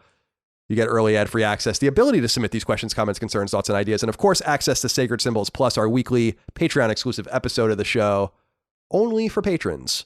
Kai Bagley wrote into us and said, "Hey, C-Men, I'm not generally a fan of franchise reboots, but since recently going through my huge backlog of games and playing Crysis 2 and 3, I'd love to see a reboot and reimagining of the series. It would be interesting to see what another studio could do with Crysis. Guys, if you could choose a franchise to receive a reboot just like Doom or Tomb Raider, what would you like to see? And would you prefer it be passed off to a different developer? Keep making podcasts great again. Thank you so much." Well, Kai, it's worth noting, and you probably heard this on one of the recent shows, but the original Crysis is coming out this summer on PS4 in remastered format. So it's not actually a remake of the game, but it's worth noting that Crytek is doing it themselves, so it'll be pretty true to form if you want to check that out. Crysis 2 and 3. I played them both. I think I actually platinumed 3, but I don't remember anything about them, so I guess that says everything about that.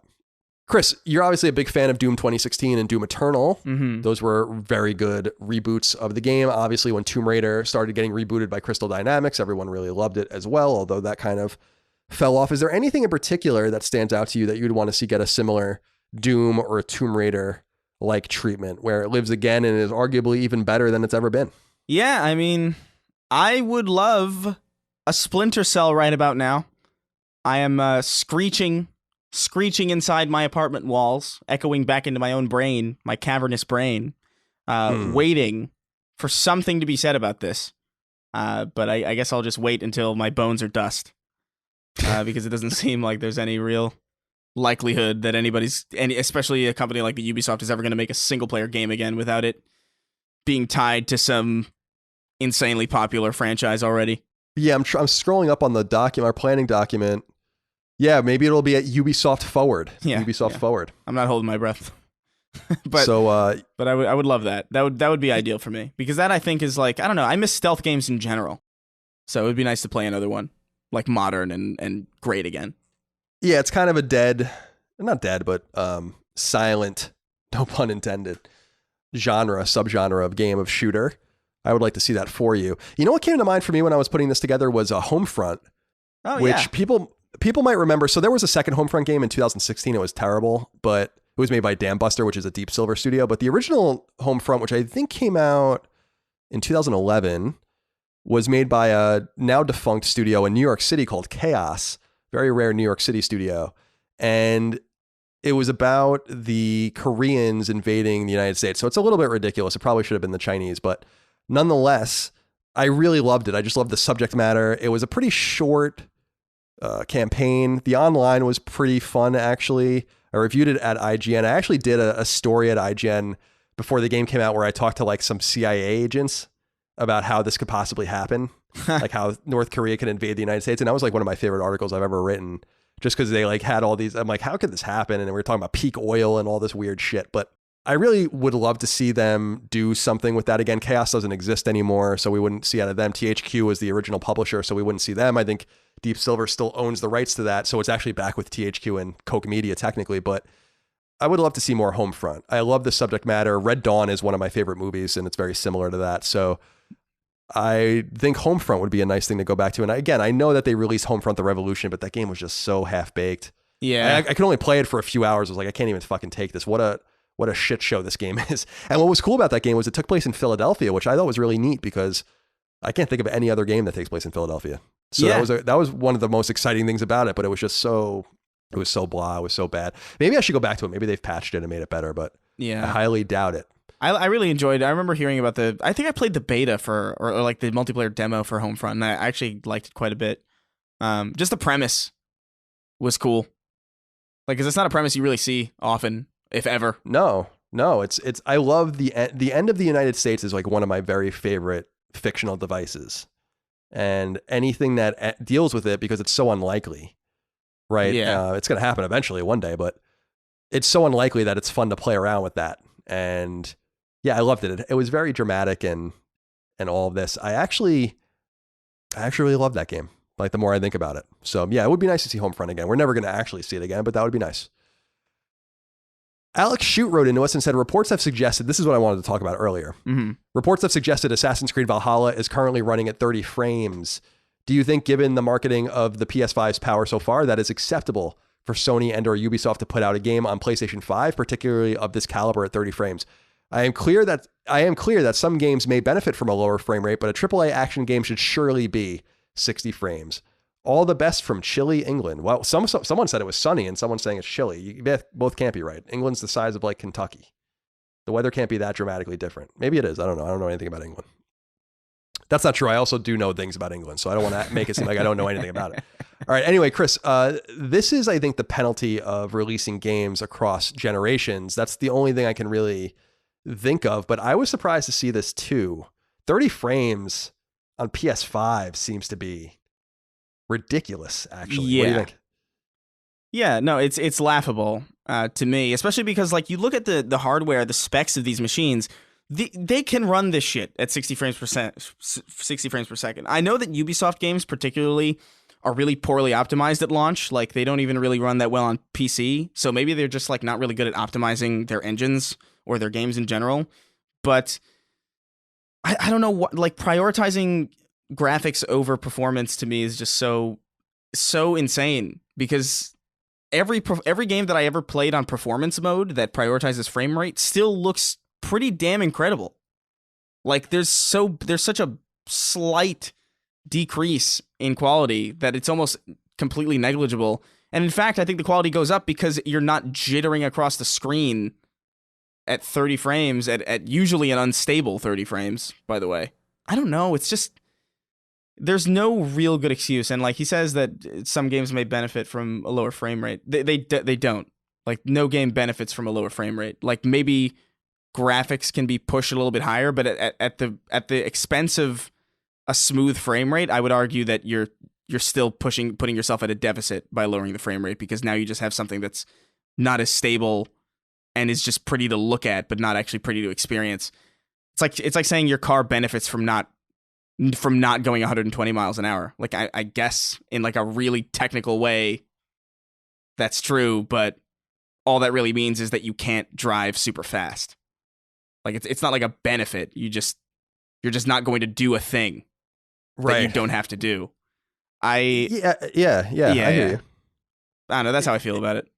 Well, it's interesting, Chris, because I do think that what they're going to use as an excuse, whether it's valid or not, and I don't presume to know how they're scaling, but they're going to say it's a cross-gen penalty that this game can't run at 60 frames, but that's an optimization problem, like you said. And it's just weird because people are talking about hypotheticals about how at least at 1080p games might even be able to run at 120 frames on PS5. And now we're talking about a game running at 30 frames at 1080 on PS5. Maybe it'll run at 4K at 30 frames locked or something like that. But it does seem a little weird. Like, these things are supposed to be really powerful. Like Rise Son of Rome on Xbox One ran at 30 frames 900p. Yeah. It just doesn't really make any sense. You know, like I agree with your notion that there's no real excuse for this at this level. I can understand if you said, like, we'll do it at 60 frames, 1080, or we'll do it at 4K at 30, and that's the best we can do. But because it's a launch game, we don't really know how to do this yet. And Ubisoft's always there first, and I give them a lot of credit. They're always on hardware first. Like, they were on even Wii U and all sorts of shit. Vita, they were there like before anybody, and like with lots of games. And I really respect that. And I think it's really cool to kind of be the tip of the spear, but it's just surprising that there seems to be a bit of a deficit with the power and like what they're able to extract out of it. The other thing that I wanted to bring up just in relation to this is a lot of people are complaining too, because now Ubisoft is saying that Valhalla will be smaller than Odyssey, which I think sounds awesome, because Odyssey was so huge that it actually put me off from even playing it. Oh yeah. Because I'm like, I'm not playing this game for fucking 80 hours. You gotta be fucking kidding me. And so when they were talking about the game being smaller and more manageable and stuff, and everyone, it's just like this, again, this escalation, this arms race where length equals value. And that's the one thing about Valhalla that sounds appealing to me, is that they're not trying to make it like they're not trying to be like, well, Odyssey was 100 hours to platinum, we're going to make this 150 hours to platinum. Yeah, no, it's ridiculous. It's insane. Yeah, it's too much. There's too much. I don't want to say it's too much game. It's just too much padding. Yeah, that's not a real issue for me. Like, I do feel like, you know, a bigger game does not a better game make, in idiom speak. Yeah, thanks, Shakespeare. Appreciate that. Jeremy Miller wrote in and said, "Hey, CNC, do you have any plans to talk about Naughty Dog's apparently illegal copyright striking of all videos that talk about people's opinions of the leaks, even if they don't show any footage? While I don't think it's right that the game was spoiled, people have a right to talk about it if they want to now that it's public info. If you don't want it spoiled, then don't watch the video. But if I want to hear someone's opinion on the leak, I should be allowed to. I'd like to get Chris's take on it as well, since he's been screwed over by unfair copyright strikes before. I actually have too, but I do want to hear Chris's opinions on this. Chris, have you heard anything about what Naughty Dog was doing on YouTube? I imagine you have, since you're in that community. Yeah. So what do you think about all? What do you think about all this? I'm torn. Because I understand. Because it is ultimately,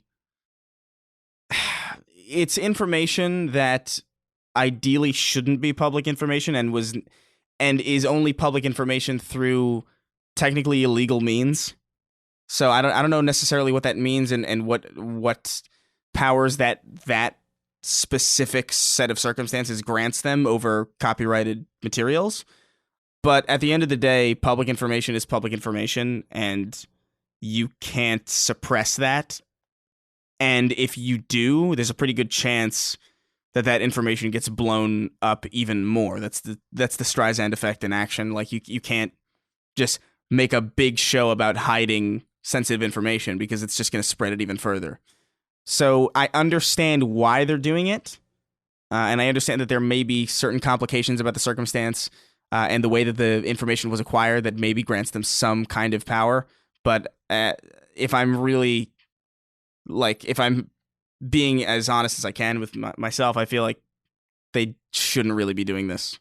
Yeah. So I think it's completely unacceptable. And the reason I feel that way is not only because of the Streisand effect. It's just, like you said, that's an obvious case of this. It blows this up well beyond the bounds of where it already was. But because it's akin to saying, like, something is now public knowledge, no matter how ill-begotten it was.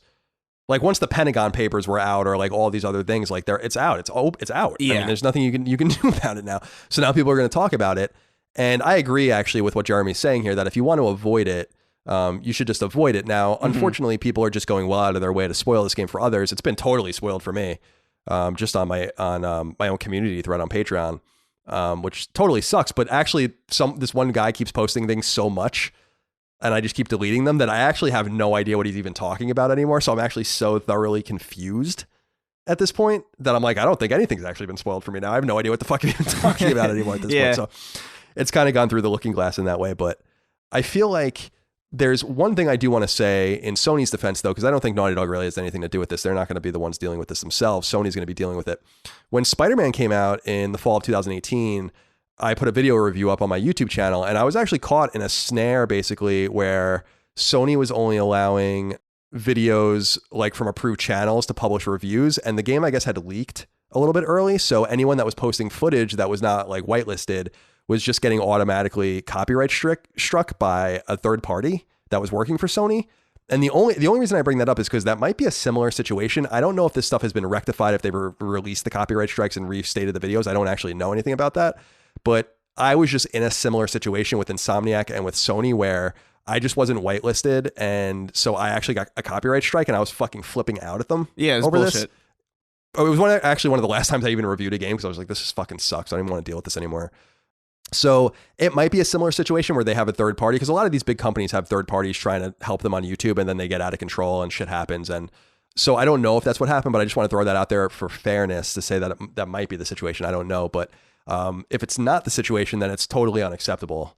And it's fucked up because copyright strikes have real ramifications for YouTube channels. And it's just, I don't know if Naughty Dog has the right legally to do what they were doing. They might. I'm not a lawyer. I don't think so. Yeah, I don't think so either. Especially if they're like not sharing footage specifically. Like if they're just, because I understand on some level maybe if you're sharing leaked footage, then yeah, that stuff tends to be copyright striked pretty immediately. But if you're just talking about the game, like that's a really huge stretch, because the only people who are really seeking those videos out are the people who don't care if it's spoiled for them. I totally agree. So I think it's something that Sony and or Naughty Dog should be very reasonably criticized for. I feel bad for Naughty Dog. I think that people are being fucking completely outrageous about the situation. I think people already know that. And we've already hashed this out plenty of times on the show. And I know that people think I'm like being a Naughty Dog defense agent on this, but I just feel that way. I just think it's a totally unfortunate and fucked up situation that people are taking this into their own hands and ruining it for others. It's totally wrong. There's no excuse or justification for it.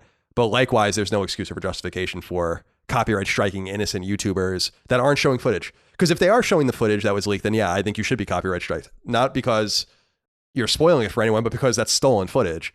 But the information out of the footage is fair game. And I would just go back to any number of political leaks over the last 100 years. I mean, think about all the things that were stolen by like WikiLeaks and all of this, or like Chelsea Manning and, once that, or Snowden, like once that stuff's out, although Snowden will be arrested as soon as he comes back here and Chelsea Manning is in prison. So I guess there is that. But once that stuff's out in the open, in other words, like I don't think anything that Edward Snowden released, like Prism and all that stuff. Yeah. I don't think they went after other journalists for doing it. Yeah. Fucking Pandora's box is opened and you just sort of have to deal with it. And it won't matter for much longer because the game will be out and then we'll all get a chance to play it and whatever.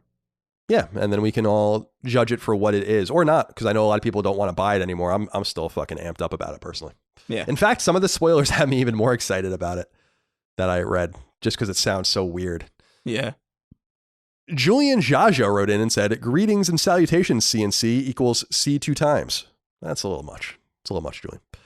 Do the pair of either of you believe that one of Sony's near future studio acquisitions would be none other than Ready at Dawn? One of my other favorite YouTubers in my top 3, Robin Gaming, a gaming YouTuber from Holland who happens to be a follower of you as well. I love Robin Gaming. I think he's great. Believes that there is still much more to be explored in the universe of the Order 1886, and the likes that it still has so much potential in itself. Regardless of whether Sony owns the IP or not, I would imagine that the studio itself can only improve with an acquisition like this in theory. I've heard murmurs of many other hypothetical studio acquisitions, but I do not know why Ready at Dawn is not mentioned nearly as often as a prime contender. I remember back when Colin was still at IGN, he was reasonably critical of the game's lack of gameplay mechanics and lack of polish. If I do recall, for a game that was released as early as The Order, it sure was a good showcase of the PlayStation 4's technical capabilities even to this day. And I strongly believe that Ready at Dawn has the potential to hit a home run with an early PlayStation 5 release. I would love to know both of your guys' thoughts on this and am looking forward to your next episode. Love your guys' content, literally top 3 on my list. And as always, keep up the good work. Thank you very much, Julian. Chris, were you an Order fan by chance? No, I liked the trailers that I saw, and I liked the premise and setting, but I didn't care for the game at all. I think I played the game for 30 minutes maximum on like a friend's PS4 when the PS4 first launched, and I couldn't afford one. It didn't grab me as far as like a game goes. I would be flabbergasted if Ready at Dawn is a studio that Sony decides to purchase. Like that would confuse me, honestly. Yeah, I think I personally think that's a really bad acquisition if they were to do this. Now, Ready at Dawn was long with Sony, right? So they made the game Daxter, they made both God of War games on PSP, they ported those games to PS3, and then they did The Order 1886, which came out in 2015, in early 2015. But ever since then, they really haven't done anything that is super noteworthy. The games score well, but they don't necessarily do very well. So people will remember that in 2017 they released the game Deformers, which was actually published by Game Trust, which was GameStop's publishing arm that they tried to release some games. They also released an Insomniac game, as people will remember, called Song of the Deep. And then they started making Oculus Rift games. And the games actually were like, so Lone Echo, Echo Arena, and Lone Echo 2, they're all well-received games. Or I mean, Echo Combat, Lone Echo 2, it doesn't come out till, or it comes out soon, but they're well-received games, but I think that they're just kind of on the decline. But at the same time, they seem to just be focusing on PSVR or VR projects more generally. They did open a second studio, as I recall, in Oregon. So they, I guess, have money and funding. They're still privately owned, so anyone can buy them. But with all the work they're doing on Oculus, I wouldn't be necessarily hugely surprised if they were eventually purchased by Facebook. Because that makes sense. That seems to be kind of the direction they're going in. But nonetheless, they seem to be working almost exclusively on VR games. They're really nice guys. I've met them both the CTO, who I think his name is Andrea, and Rue, who I think was the founder of this studio. They're both really nice guys. And I think Ready at Dawn, The Order 1886, has had a lot of potential. I think that first trailer was fucking awesome. Yeah. That's like one of the great PS4 trailers when they're like in the carriage and they all get out and they like have their guns drawn in the fog. That E3 trailer, it was an excellent trailer. Yeah, it was a really good trailer. It's a shame that the game was basically the trailer also, but if you want to get real technical. Yeah, it was kind of like, to me, it struck me as kind of like an attempt at doing like Gears of War. Yeah. And like a cover-based third-person shooter. And I would disagree with what Julian's saying as far as the technical fidelity of the game, because the game, at least initially, didn't even run very well. I remember seeing it at a preview in Santa Monica, actually. So that was in 2014, I think. And it ran like shit. And actually, yeah. I wrote about it, and people fucking gave me so much shit. And I still get tweets from people today being like, you were right about The Order. And I was like, yeah, I know. I mean, I tried to tell everyone for years that this game, there's something wrong with this game. I've said this story before, but when I saw it at E3 when it was announced, I guess it was in 2013 it was, I was supposed to see the game behind closed doors, and then I met with the guys and they just showed me the trailer again. Then I went to Germany and saw the game, and they showed the main character, Galahad or whatever his name is, just running around a white empty room. That's what they showed. Yeah. Then I went and saw it at Santa Monica, and they showed like this game that we were literally running at 15 frames a second. I was like, what the fuck is going on with this game? And lo and behold, it was like a 6-hour game that was very forgettable in a lot of ways. I think what's most memorable about it, Chris, is the potential. It wasn't anything in the game itself that was memorable. It was what the game could have been. I agree with Robin Gaming that there's potential for an Order sequel, and they set it up for a sequel at the end of the game, as people will know. But I don't think they need Ready at Dawn to do it. If they wanted to go back to this, they can get another studio to do it. They own the IP. Sony owns the IP. Ready at Dawn has nothing to do with it. And they developed the IP for Sony, but they don't own it, and Sony doesn't need them. So no, I think there are many, I can name 10 studios off the top of my head Sony should buy before they bought them. You know, Housemarque, Supermassive, Blue Point. You know, I mean, the list goes on and on and on from software. Yeah. You know, like you don't want to buy Ready at Dawn. I mean, no offense to those guys, but I just don't see, and they don't seem to be equipped to do these kinds of games anymore. It doesn't seem like they want the Order. Actually, if you look at their series of games, the games they've done is actually like the odd man out. They did all these handheld games, and then they did all these VR games, and in the middle was the Order, and it's not like anything they've ever made. So I appreciate the level of detail in the game. I appreciate the story, but it wasn't realized. And Sony knew. I mean, I talked to Sony behind the scenes when the game was being developed, and after it came out, they know. They're not dumb. They knew that that something was wrong with that game. All right, 2 more questions. Ripperoo22 wrote into us and said, "What's up, guys? My question is, what do you think is going on with Ken Levine and Ghost Story Games? It has now been over 3 years since the rebrand, and to my knowledge, we have heard absolutely nothing about the game they are working on. Do you think the game is in trouble, or are they just biding their time? Also, do you think there is a possibility of some sort of reveal during Jeff Keighley's Summer Game Fest?" It should be known that Ken Levine's a buddy of mine, so I just throw that out there. I can speak about the game honestly. I also don't really know anything about it. Yeah. But he is a buddy of mine, and I just want to throw that out there. We bonded when I actually pitched him a BioShock book, which I ended up not writing. So let's see. Ghost Story Games is basically the reformed Irrational Games located in Boston. Ken Levine hasn't released a game in 7 years. It's been almost 7 years actually to the day since BioShock Infinite came out. Yeah. And my assumption is that, so first of all, I think they were developing this game kind of independently. Then I think 2K came back in. I think that they scaled up, and then I think it's a next gen game. So I think that's the reason that they haven't shown it. But I don't really know for sure. What I can tell you about this game is that from what I do understand about it, it sounds fucking awesome. And my friendship with, or my affinity for Ken, I should say, really aside, because I fucking love BioShock, and so does Chris. I have a really hard time believing it's not going to be awesome. Yeah. What do you think about what's going on with Ghost Story Games? What do you expect? What do you want to see? When do you think we'll see it? I mean, in my mind, it's been a long time, and I think there's reason to worry from a perspective that is completely outside and just hasn't really heard much information apart from very, very small like snippets from like, GDC talks and references to like, oh yeah, we're working on something that deals, and this is how we make, AI. And like, I remember like watching a lot of Ken Levine talks because I don't know Ken Levine personally, but I have a great deal of respect for him as a developer. I watched like so many of his talks at GDC, and like, I feel like it's been a minute, and maybe it's wise that they haven't said anything because there are games that studios have talked about 3 years ago that haven't seen the light of day. 2017. They showed footage of Dead Island 2, or what is it, Dying Light 2, and that's still not happening. That we still don't know when that's going to come out. So, I mean, them not saying anything, I think, is probably wise, because imagine if they had showed something like 3 years ago and then they're still not ready yet. So, like, we'd be screaming into the ether for more information. So, it's probably almost a good thing that maybe they've decided to, live in the shadows for the time being until they have something substantial to show. But I'm looking forward to whatever the hell it is, because I'm kind of like you in the sense that I know nothing about this next thing, but if Ken Levine's attached to it, I'm inherently interested.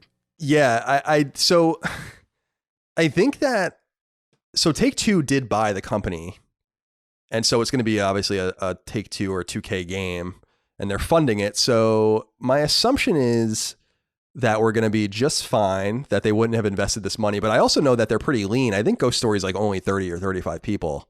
So that might also be another reason why the game's taking so long, because I think it is a little procedural as far as, and I think they've talked about that at GDC. Like they're working on making a AAA game with a smaller team. So it's going to take a little bit more time. But the one thing that I'm a little disappointed in with them is that we know that a BioShock game is coming, a new BioShock game. I don't know what you would want to call it, BioShock 4, I guess. Whatever, I'm sure they won't call it that, but whatever they want to call it. And they're making it out of a new studio in California, as I recall, and he's not attached to it. And I'm almost wondering, like, would I prefer him to just be attached to BioShock, or do I want to see something new out of him? And I don't know the answer to that. I think we'll only know the answer when we see both the new BioShock and what Ghost Story is making. Yeah. But I have every faith that we're going to see this game this year. I don't think it's going to be released this year, but I think we'll see it. And I think that a lot of it has to do with it being a next-gen game. That's my assumption. And also, again, a very small team. I mean, games like BioShock Infinite are made by teams of 150 people. That they're basically a fifth that size means that it's going to just take a little bit more time. but I have faith in Ken Levine. I believe in Ken Levine. BioShock's one of my very favorite games ever, and I'll believe in what he has to do until otherwise noted. And it is worth noting too that he's apparently a pretty persnickety dude to work with. So I imagine that it has to be perfect probably for them to want to show it, you know. But if you play BioShock and BioShock Infinite, I have no idea why you wouldn't believe that this game's going to be fucking awesome. I mean, I'm sure he's pretty frustrated. I mean, Amy Hennig is the same thing. I mean, Amy Hennig hasn't released a game from stem to stern since 2011. You know, so I'm sure she's pretty frustrated too. So it's unfortunate that this talent, this deep writing talent, is kind of bogged down right now. But we'll see what comes out of them soon enough. Chris, the final question is for you. It comes from Gabe. It says, "Hello, Colin and Chris. It's been a while since Chris talked about CTR Nitro Fueled. I was wondering what he thought about the post-release content for the game. As a self-proclaimed expert at CTR, I would like to know how he stacks up against the developer time trial Ghosts. Thanks for the work the both of you do in providing something to look forward to each week." You're very welcome, Gabe. Thank you for your question. Chris, have you played Crash Team Racing's post-release content?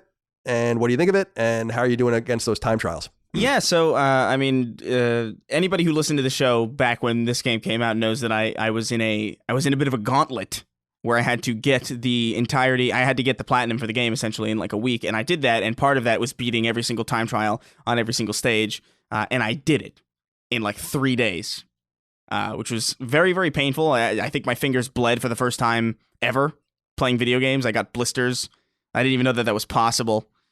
But I have tried some of the post-launch content. I have tried like, oh yeah, you know, hey, here's a new track that's like Christmas themed. Here's a new track that's you know, candy themed. Like I've tried all those tracks. I'm not the biggest fan of those tracks, so I haven't really gone for the time trials, especially because I still have a bit of PTSD from doing every single time trial initially. But I have jumped on kind of recently to try out these new, I think they're, are they Velo? I think they're Emperor Velo time trials or something. There's like a new tier beyond the previous hardest level time trials, which were already insane. And I was having a rough time with them. I got, I think, 2 of them, and that was where I was like, all right, you know, I'm happy. Like, I'm fine. I already got the platinum. I've got nothing to prove. Maybe there will be a point where I'm like, oh, I should really round out this list, because it does kind of bother my ADD, like to see a bunch of stars that are just like unfilled, especially when I have the platinum. It kind of pisses me off. But I don't know. The post-launch content is fine. I was more of a fan of the original Crash Team Racing in the sense that, like, when it first came out, when the remaster first came out, it was just all the original tracks and no new wacky skins, and the aesthetic of the game was very pure and very, you know, focused. And now it just kind of feels like a hodgepodge, like a messy mess. But the game is still great. It was still like one of the best kart racers I've ever played. Probably the best one, just based on just how it plays. So I'm sure eventually, when enough time passes, I'll get over my PTSD, I'll take some medicine, and I'll blast through this new absurd difficulty tier that they've added for no other reason to, I assume, punish me. Yeah, I remember you were so hyped up for that game. Mm-hmm. It was fun to see that. You get excited because you and I are so dire and depressed that it's very rare that we get too amped up for much of anything in our lives, nonetheless a video game. So. Yeah.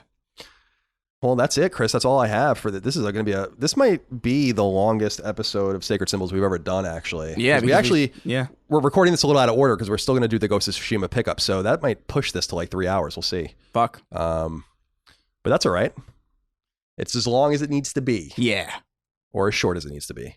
But I appreciate your time, Chris. Thank you so much for your energy and your enthusiasm today. No worries, man. And thank you all out there for your love, your kindness, and your support of us on free feeds. If you listen to us, please leave us nice reviews and nice scores and tell your friends and family all about us. We would love to have some new listeners. And if you support us on Patreon, as 8,500 people do, we thank you for that. No matter what you can give on Patreon, all of it is needed and appreciated, and you get different perks for doing so. So it's not just throwing money at us. You get Sacred Symbols Plus. You get the ability to submit your questions, comments, concerns, thoughts, and ideas. You get early ad-free access to the show. etc. The show goes up on Patreon on Fridays. It goes up for everyone else on Mondays. So that's a nice perk in and of itself. But we appreciate you. We thank you. We'll see you next time for more Sacred Symbols. We are on the verge of episode 100. So it's Christmas. It's Christmas Eve is what I would call it. December 23rd, as it were. But we'll talk to you next week. Thank you so much. Goodbye. Take care, guys. Sacred Symbols, a PlayStation podcast, is a product of and a registered trademark of Colin's Last Stand, LLC, and is recorded from Richmond, Virginia and Burbank, California, USA. The show is conceived by, is written by, and is produced by me, Colin Moriarty. My co-host is Chris Raygun. You can find me on Twitter at NoTaxation and on Instagram at CLS Moriarty. Chris is on Twitter at Chris R. Gunn and on Instagram at Chris_Ray_Gun. Sacred Symbols is edited by Dustin Furman. To message the show online, please use Patreon's DM service. As you know, all of Colin's Last Stand shows, including Sacred Symbols, are fan-funded on Patreon at patreon.com/ColinsLastStand. The following names are at the producer level or higher on Patreon, and we are eternally grateful for your kindness, generosity, and fandom.